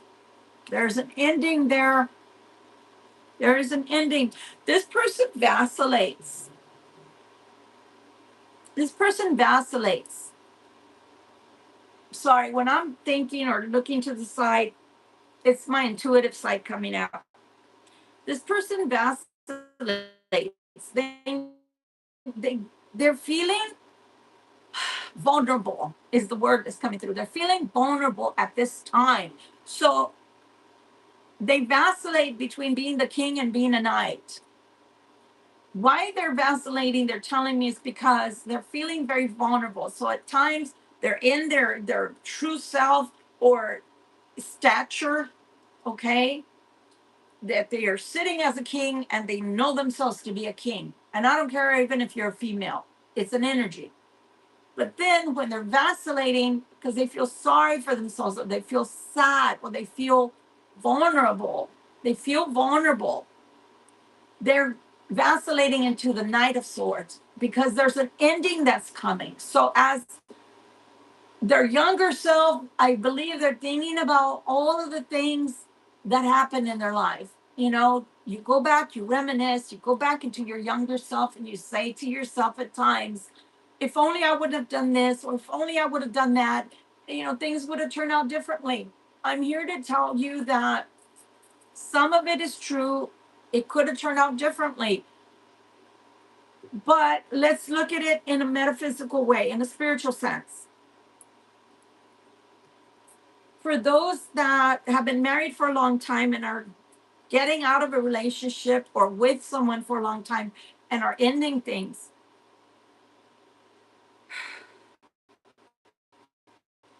some of these people come into our lives as karmics, okay? A karmic is someone who comes into your life to teach you a lesson. And most of the time, karmics come into your life to teach you a very harsh lesson. They teach you how you don't want to be treated. They teach you to start loving yourself because they don't love you. They start treating you in such a harsh way that you finally can see the opposite of that. What would it be to be loved by somebody that is not harsh, that is loving, that's kind, receptive naturally. I don't have to do anything except be in the relationship and they treat me well.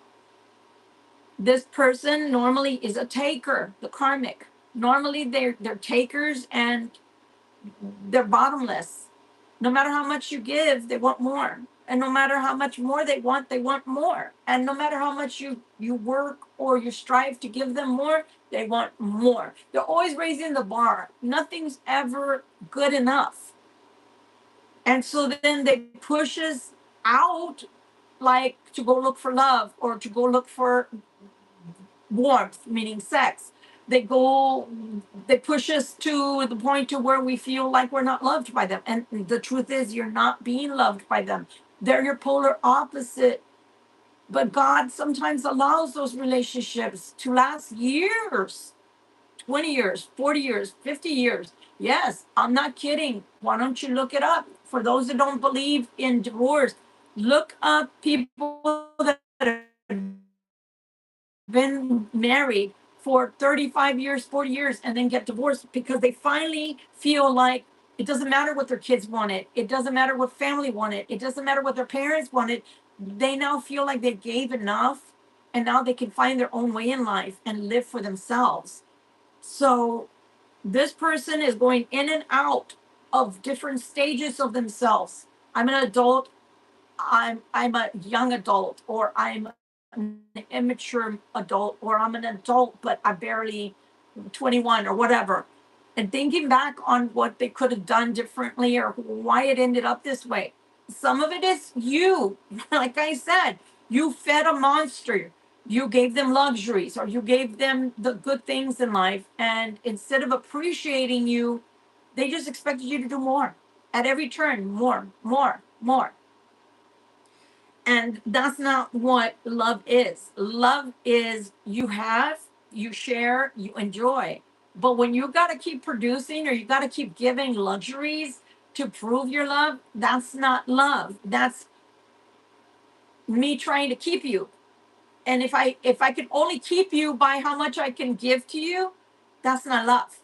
That's you using me for finances. That's you being a gold digger. That's you, and it could be a man or it could be a woman taking finances or taking stuff from you. It doesn't matter. Men get used too. Women get used, men get used too. Okay? So this person is being thrown into the darkness, the recesses of their minds, and they're thinking about how they could have come out differently, how things could have come out differently. But unfortunately, it takes two to tangle. So one, you tried, and whoever I'm talking to, you tried to keep up uh, this relationship, and to the point to where now it's just keeping up a facade. You're just keeping up the appearance of the relationship. And in order for them to be happy, you have to keep giving them things and proving yourself. And you can't be less than perfect because they want that, especially in front of people. They want you to look like the perfect couple. And sometimes the truth is there's no perfection, especially when the relationship is not working, it's broken, or it was never meant to be. So this person keeps going back and forth as a youth, a younger person of themselves, to coming back into the frame of mind of who they are now as a mature adult and not liking what they see. The Four of Swords, again, the Courage card, coming back as, having to learn to have inner strength of a different sort to show up as the truth. What is the truth? The truth is I made a monster. Maybe they weren't a monster or they didn't appear as a monster before, but if you're constantly feeding the monster, then it's just like the Little Shop of Horrors. Feed me, Seymour. For you guys that have watched that, go watch it again.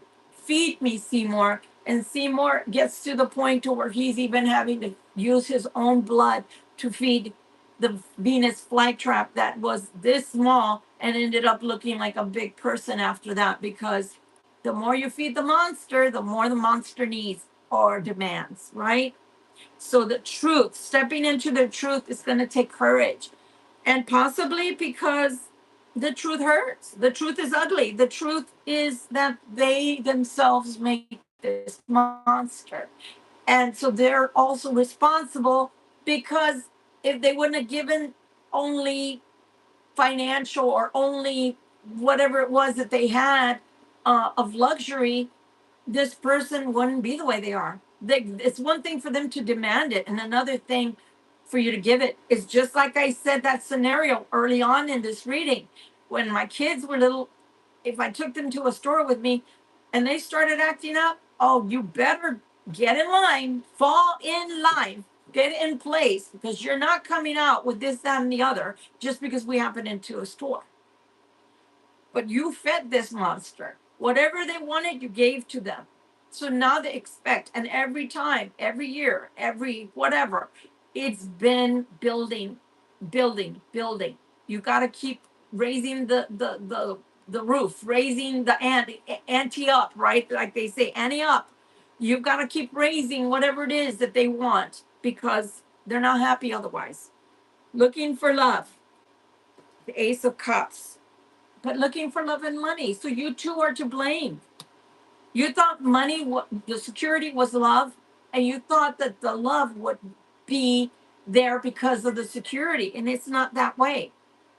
So now you have the Five of Cups, because you thought that if you kept giving and giving and giving and demonstrating, look, I can produce this. Look, this is what I'm doing for us. Look, this is what I'm doing for the family, whatever it was, that was going to be good enough. But the truth is, you made the monster, and now you're in the Five of Cups because you don't even have the love. Whatever thoughts that you had that they would love you because you were providing, no, it's not like that, because they're showing me the Five of Cups for them, and you're showing me the Five of Cups for you. So that means that you failed. And I'm sorry to say it that way, but you failed. Marriage, a relationship, a family does not only circulate around finances, money. Sure, you should have enough to take care of everyone, but whether they're kids or a wife or a husband, or even extended family, should not want to only be related to you or in a relationship with you strictly if you have money or something to give to them. You keep telling me these aces keep coming out, the Ace of Swords, the Ace of Cups, the Ace right here of Wands. You long for a new life, a new way of life, to start anew. But you got to release what you're in right now. If you don't have this release, my mom used to say, once in a while you gotta unscrew the top. You gotta take the top off. And she was talking about a pressure cooker, because we used to make what, stew or whatever, right? You put it in there, but when it was ready, it had built up all this pressure, and you had to unscrew the top to let the steam out. It was the same thing, same kind of I guess you could say feeling that you have. If you release something, you can start a new life, but you've got to release it. I'm going to put it in a different way, because this is what God is asking me to do. If you don't want to remove yourself from this family, and you definitely don't want to remove yourself and end this, even though God doesn't want this for you anymore, so be it. I'm going to tell you what He's saying. Sit that person down that you're with. Sit that person down and tell them, there will be no more of this. There will be no more of that. We're going to be living frugally. Prove to me that you're with me because you love me and not what I can give to you. Again, sit that person down and saying, okay, then we'll give this another chance because this is what you want. You don't want me to leave, fine. But you're going to accept that you don't get no credit cards anymore. You get an allowance. You live beyond that allowance. That's between you and yourself. I don't want to hear it. This is what you're going to live on. This is the budget we now have. This is all I'm giving to the house, because it's more than enough to take care of everybody in the house and take care of the house and take care of each other, your needs and your wants. That's it. If this is acceptable to you, fine. Let's try it again. If it's not acceptable, then I'm packing my bags, and I need you to start packing yours, because we're going to get rid of this home, whatever it is. We'll split it up. But that's it. I'm done. I'm done. It should have never gotten that far, so I'll take the responsibility for that. That it should have never gotten this far to where every demand that you wanted, that you made, I would raise my energy to it, my finances to it, my care to it, my attention to it. That's it. If not, there's a release. I release you, you release me. Here's your stuff, here's my stuff, here's our stuff. You can have it. I don't need it. But I will not, from this point forward, be working my butt off to please you, to outmaneuver even my own finances and how I do it somehow miraculously all over again. Every time you tell me to jump, I say how high. Every time your family or my family wants money, I say how high, and I do it. No more tight ropes where I'm trying to balance everything and you're not doing anything. You accept that? Great. If not, start packing. Let's get a for sale sign put on the outside of this place, because I'm not doing it anymore. That's it. That's all you have to do and all you have to say. Because I see somebody here that has every single time. You know, when we were kids, I always talk about my nephews because they were just a few years younger than I. We had a rope. You know, in those days we played outside. So we had a rope. And sometimes we'd use the rope to run little relays, and whoever got there first won, right? But then there were other times where we would use the rope because we would start really low, like, you know, when you're doing, like, I think it's like logo, I think that's what it is.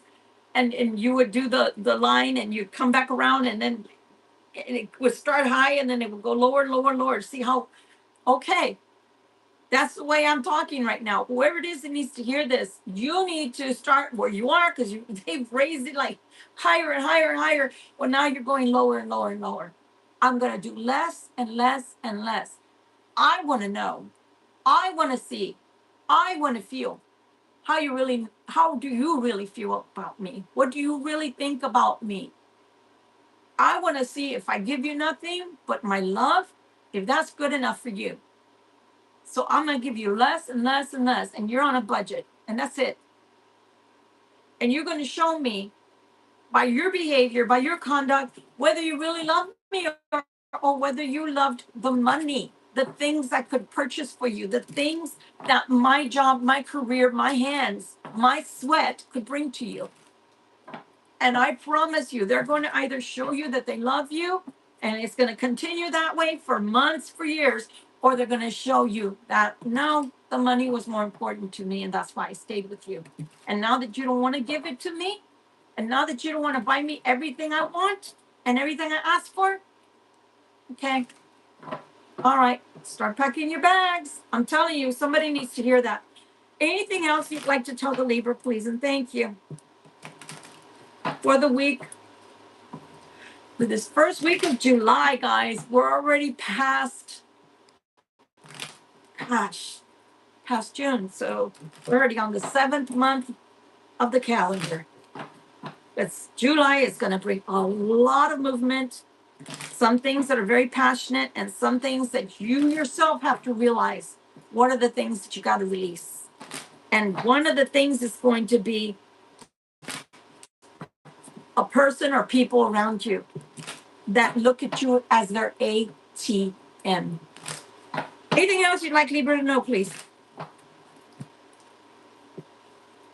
Guys, how many times did I shuffle? How many times did I shuffle that deck? Same card came out, release. So this has already been formulated. God has already ordained this letting go, this stopping the blood, putting that tourniquet on, stopping the blood so that that healing can start. There's got to be a release. Got to be a release of pressure, because somebody is literally going to get sick. You can stroke out. I'm not a doctor. What you do need is real love, and that's what you're looking for with the Knight of Cups. Looking for love. Seven of Cups is what you dream about. You dream about that new love. You want to be financially sound again. Well, I'm going to tell you something. Whoever this is going out to, take it with a grain of salt for all others that are not going through this. Make sure that the next person that you choose in your life, whether it's Libra or otherwise, that they really want to be with you. That it's not the finances that they're with you for. Because look at that. You should choose a Queen of Cups energy. Somebody who is emotionally intelligent, who knows how to love, how to give love, how to spread love in the home. King of Swords is coming out again. Libra, I think this is you. I think somebody wants to come back towards you, but you see the stagnation? They don't want to fight with you. They don't want to have arguments with you, they're telling me. What is that saying? You don't start none, there won't be none. So whoever needs to hear that, if you don't start arguments with the Libra, you won't have arguments. But don't come thinking that the Libra is just going to not want to know what you've been doing all this time when you come back. So be prepared to answer questions. Be prepared to speak the truth, cross watcher. And don't be all like defensive because the Libra would like to know. Yes, we do know that the Queen of Wands and you go through lovers spats. You fight and you fight and you fight to fight another day. Something is fated. Five of Cups. Building new. Building new. You want to build something new, but you see that? You got a divorce. If it's ending in a tragedy, I'm sorry for anybody that's going through that. It is ending. It is fated. It's fated. I can't get any more real than that. It's fated. This divorce, this ending, it's fated.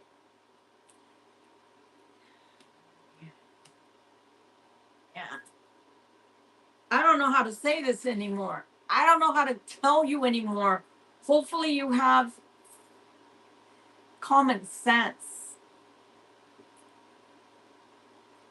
You want a new relationship or a new marriage, because that's what it's telling me right there. But you can't, unless you want to be a bigamist, you can't get married to someone else until you divorce this person. This stagnation is, God is telling me, is you're doing because you can decide to move forward. Okay? It doesn't take two to file a divorce.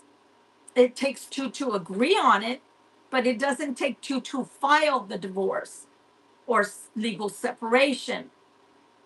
Then they can use mediators. You don't even have to talk to this person. But if you want a mediator to be brought in because you know this person is going to be cray cray, or they're not going to agree easily to the terms or get a little bit overzealous with finances or properties, then use a mediator. A mediator is not on your side, not on their side. This person is hired in order to come to terms, and the lawyers can agree on the person that's the mediator. Okay, the lawyers are not in the room, the mediator's in there. When it gets to that point to where there's no coming to terms with this person because they want your pants, your underwear, your socks, and your shoes, then yeah, bring in a mediator. I'm not a lawyer. There's a pause before moving forward. I almost feel like this person wants to know if they have an end with you. Meaning if they tell you they're getting a divorce, then will you be in their life? You shouldn't have to have the Libra in your life in order to get this divorce. The reason they want to know is because they're going to be financially hurting. 5 points. This is something that they're having problems ending because it's supposed to be unbreakable. And I agree. Marriages in general shouldn't be gotten into lightly and shouldn't be gotten out of lightly. However, when you already have reached a point of no return, there's no going forward because there's no healing to this anymore, then it's divorce is the only answer. King of Wands, they're thinking about the fact that at one time they were a match. King and Queen of Wands. And they're thinking about all the finances that were accumulated, security. They feel that that was part of their security. But now they're wanting a new way of life, which means starting over. Queen of Coins, Ace of Swords. They just want happiness. They have to tell more than one person.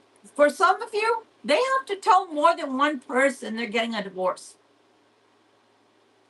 So for some cross watchers or Libras, take it, get in where you fit in. You feel like you not only have to tell the person you're divorcing that you're going to divorce them, you feel like you got to tell mother or sisters or family members or friends that you're getting a divorce. Like, I have a question because this is sounding so radical in my mind. Why would you have to tell your family members so that they can approve you getting divorced? Are you not an adult? I'm just wondering, are you not an adult? Do you live in a cult where you have to run your decisions through everyone in the family and friends in order to get a divorce? I don't know if you understand how this works. If you're a mature adult of a certain age to where you already have been living on your own, you pay your own way in life, you don't need to ask other people how they feel about you getting a divorce. You tell them when it's done. You let them know if you want that you're filing, but you don't take their emotions into consideration, how it's going to affect them.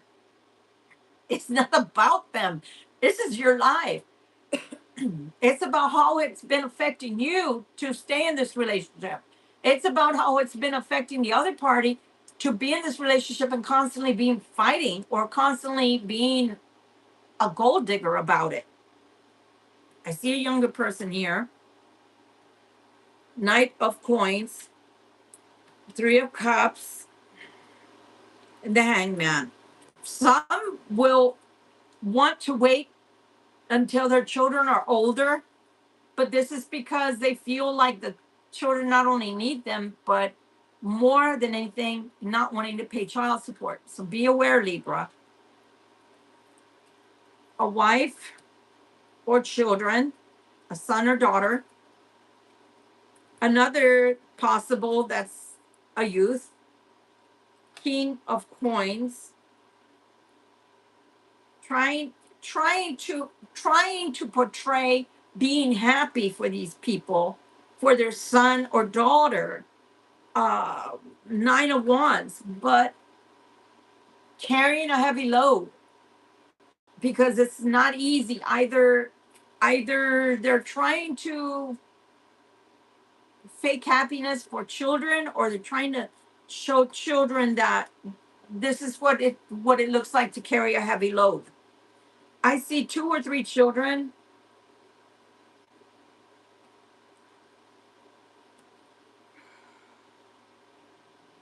Possibly parents stayed together. So that's why they're wanting to keep the family together. But they're not living with their soulmate. They're not living with their twin flame. They're not living with someone who actually loves them. This is the Two of Cups. So trying to explain to kids or others why I step out of the marriage. You shouldn't have to explain why you step out of a marriage. You should get the divorce so you don't have to step out of the marriage. you should explain to the children that that's one of the reasons why you need to go forward with a divorce, so that you don't have to step out of a marriage and make it look bad, because you holding it together but then stepping out of a marriage doesn't look good to anybody. So you feel like if you tell them you're going to work, but you're really going out to steal some happiness, but you're telling people that you're doing your career, you're doing a job. For some people, this means that you're telling people you're going to work in a physical sense, but you're not. You're going to look for love. That looks really bad on you. And if you think that these people haven't already found out that you're not going to work, you're lying to yourself. They know that you're stepping out on the marriage, even if they are kids.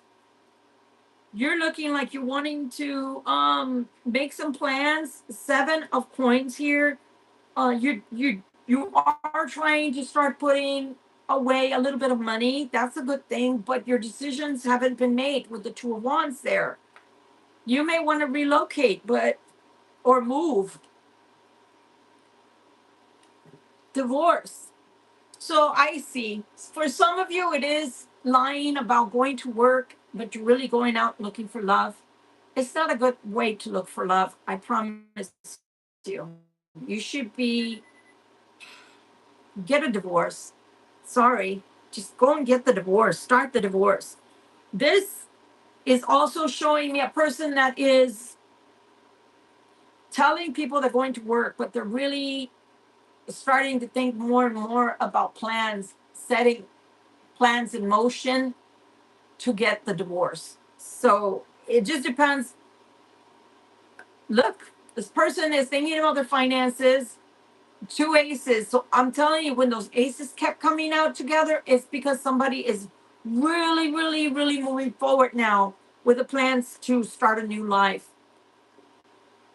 But they know somebody has hurt feelings, and they know that leaving this person may also cause them to go over the edge even more. So somebody has a, I'm not a doctor, somebody has a mental health disorder, and they're already showing signs of being off center, and they feel like the day that they actually do this is going to push them over. So for those offering a suggestion, start the divorce proceedings.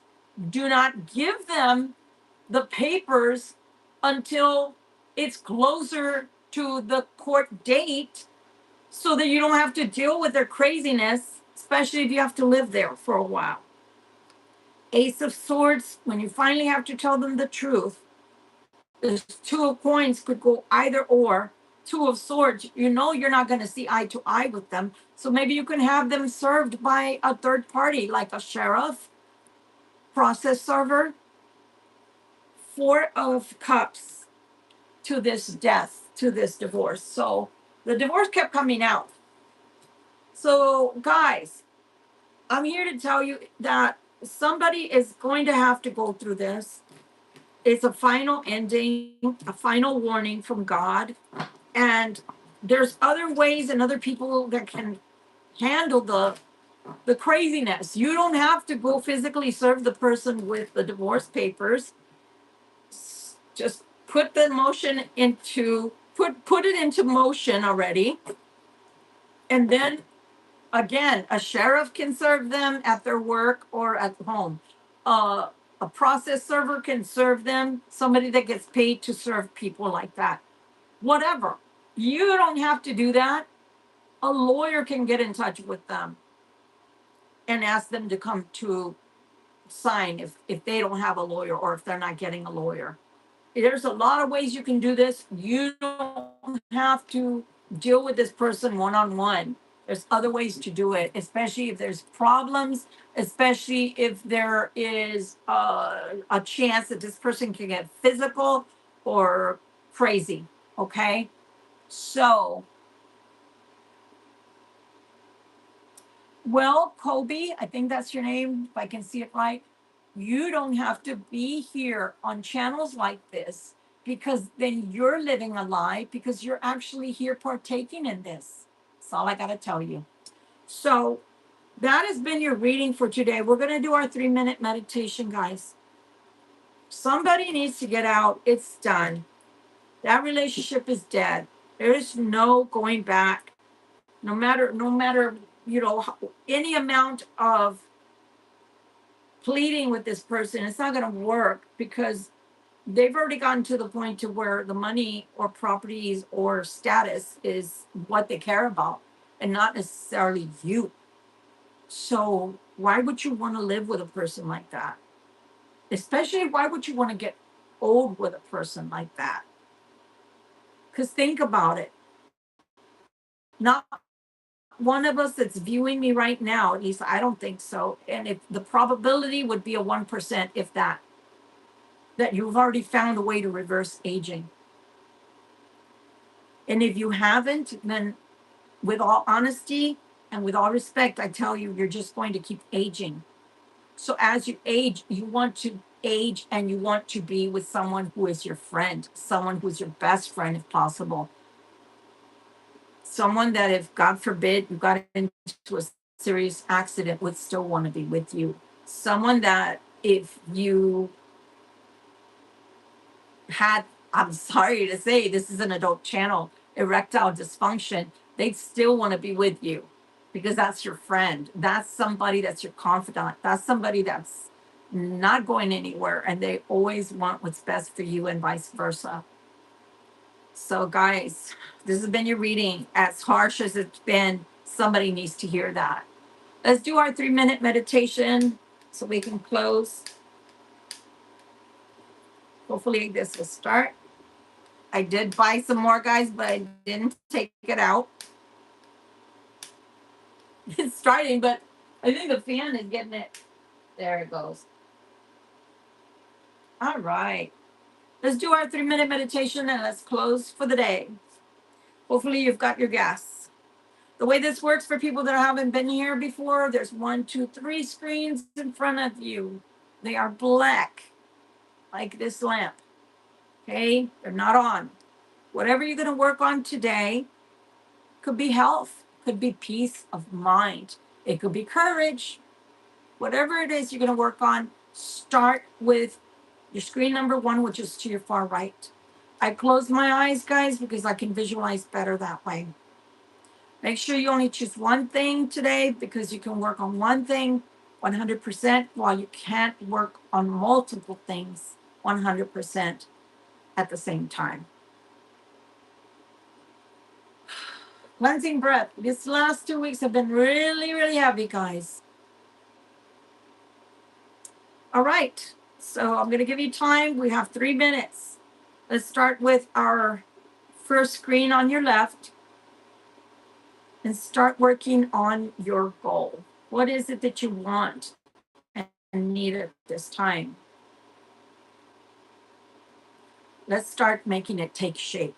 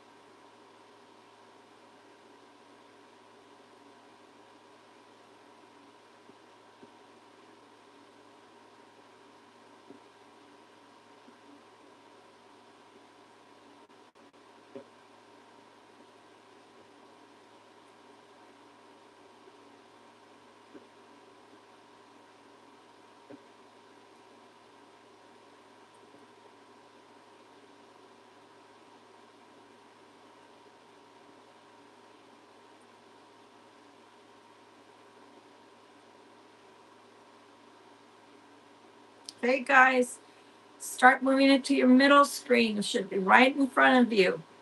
It should take form now. Put on the finishing touches on it. What does it look like? What does it feel like? Where did it come from? Can God just bring it miraculously on his perfect timing? Or do you need a miracle right now?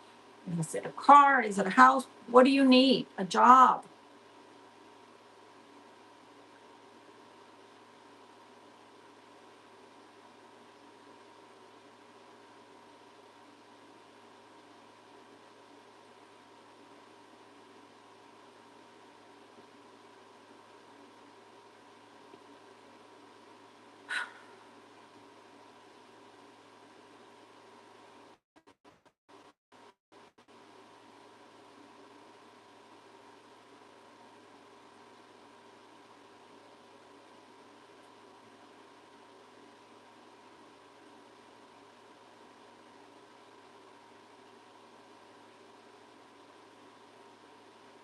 Okay, guys, finish up and move to your last screen, which is to your far right.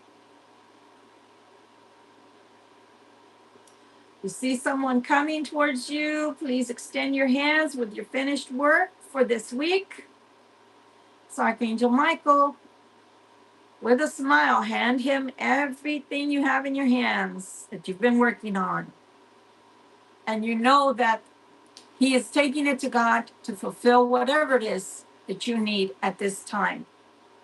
Guys, with faith, we can do everything. We can move mountains, but we do have to have faith. I don't live in your life, nor do you live in mine. So only you know what you need. And only you know whether it's you I was talking about, that you need to get out of a relationship seriously, move forward to get that done or not. That's your choice. I hope this has been gas for your week, guys. It looks like in finances and in career, you do have something really positive coming your way. You do have to have faith in yourself and don't give it like a second guess, like, oh, yeah, I want this. No, I don't. Because that's when we get things that aren't exactly what we were expecting. We'll have choppiness to our thoughts, and that's what's coming. Things that you don't really want. So don't do that to yourself.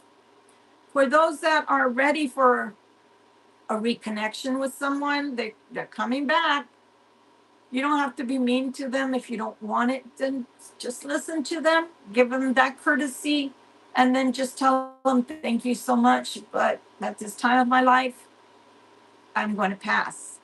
For those that want this new relationship, or should I say this new way of looking at this relationship, then please tell them what your boundaries are. What will you accept? What will you not accept? What are you expecting from this relationship?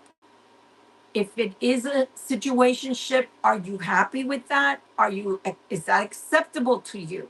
If it's not, speak now or forever hold your peace, because if you don't talk about it and you don't tell this person, then you can't blame them if that's all they're giving you yet again. I love you guys, and thank you so much for being here. This is all we have left of the Christmas candle. It's lasted for 7 months. We'll start a new one. I don't want to burn my hand. But nonetheless, guys, this week is all about truth. Your truth, their truth, the truth. Does it lie somewhere in between, or are they going to give you the real, unadulterated truth without watering it down, without leaving things out? You don't have to prove anything to anyone. You don't have to compete with anyone. You should never compete with anyone, nor should anybody ever put you in a competition between you and another person to gain their love, their presence in your life, their commitment to you. I love you, and I hope that this has been enough to keep you going for another week. Please know that there is no right or wrong move you're going to make in your career. Don't be afraid. Don't be afraid to fail, but don't be afraid to succeed either. Everybody, every day that we have breath in our lungs, should be prepared to learn something new. And sometimes that's in a career, okay? Starting over, turning over a new leaf, or learning something new to have more feathers, more tools in your toolbox, okay? Or feathers in your cap. I love you guys. Thank you again for always being with me every Sunday. I appreciate you. Happy belated 4th of July. Just like our 250-year country has had growing pains, your life will have too.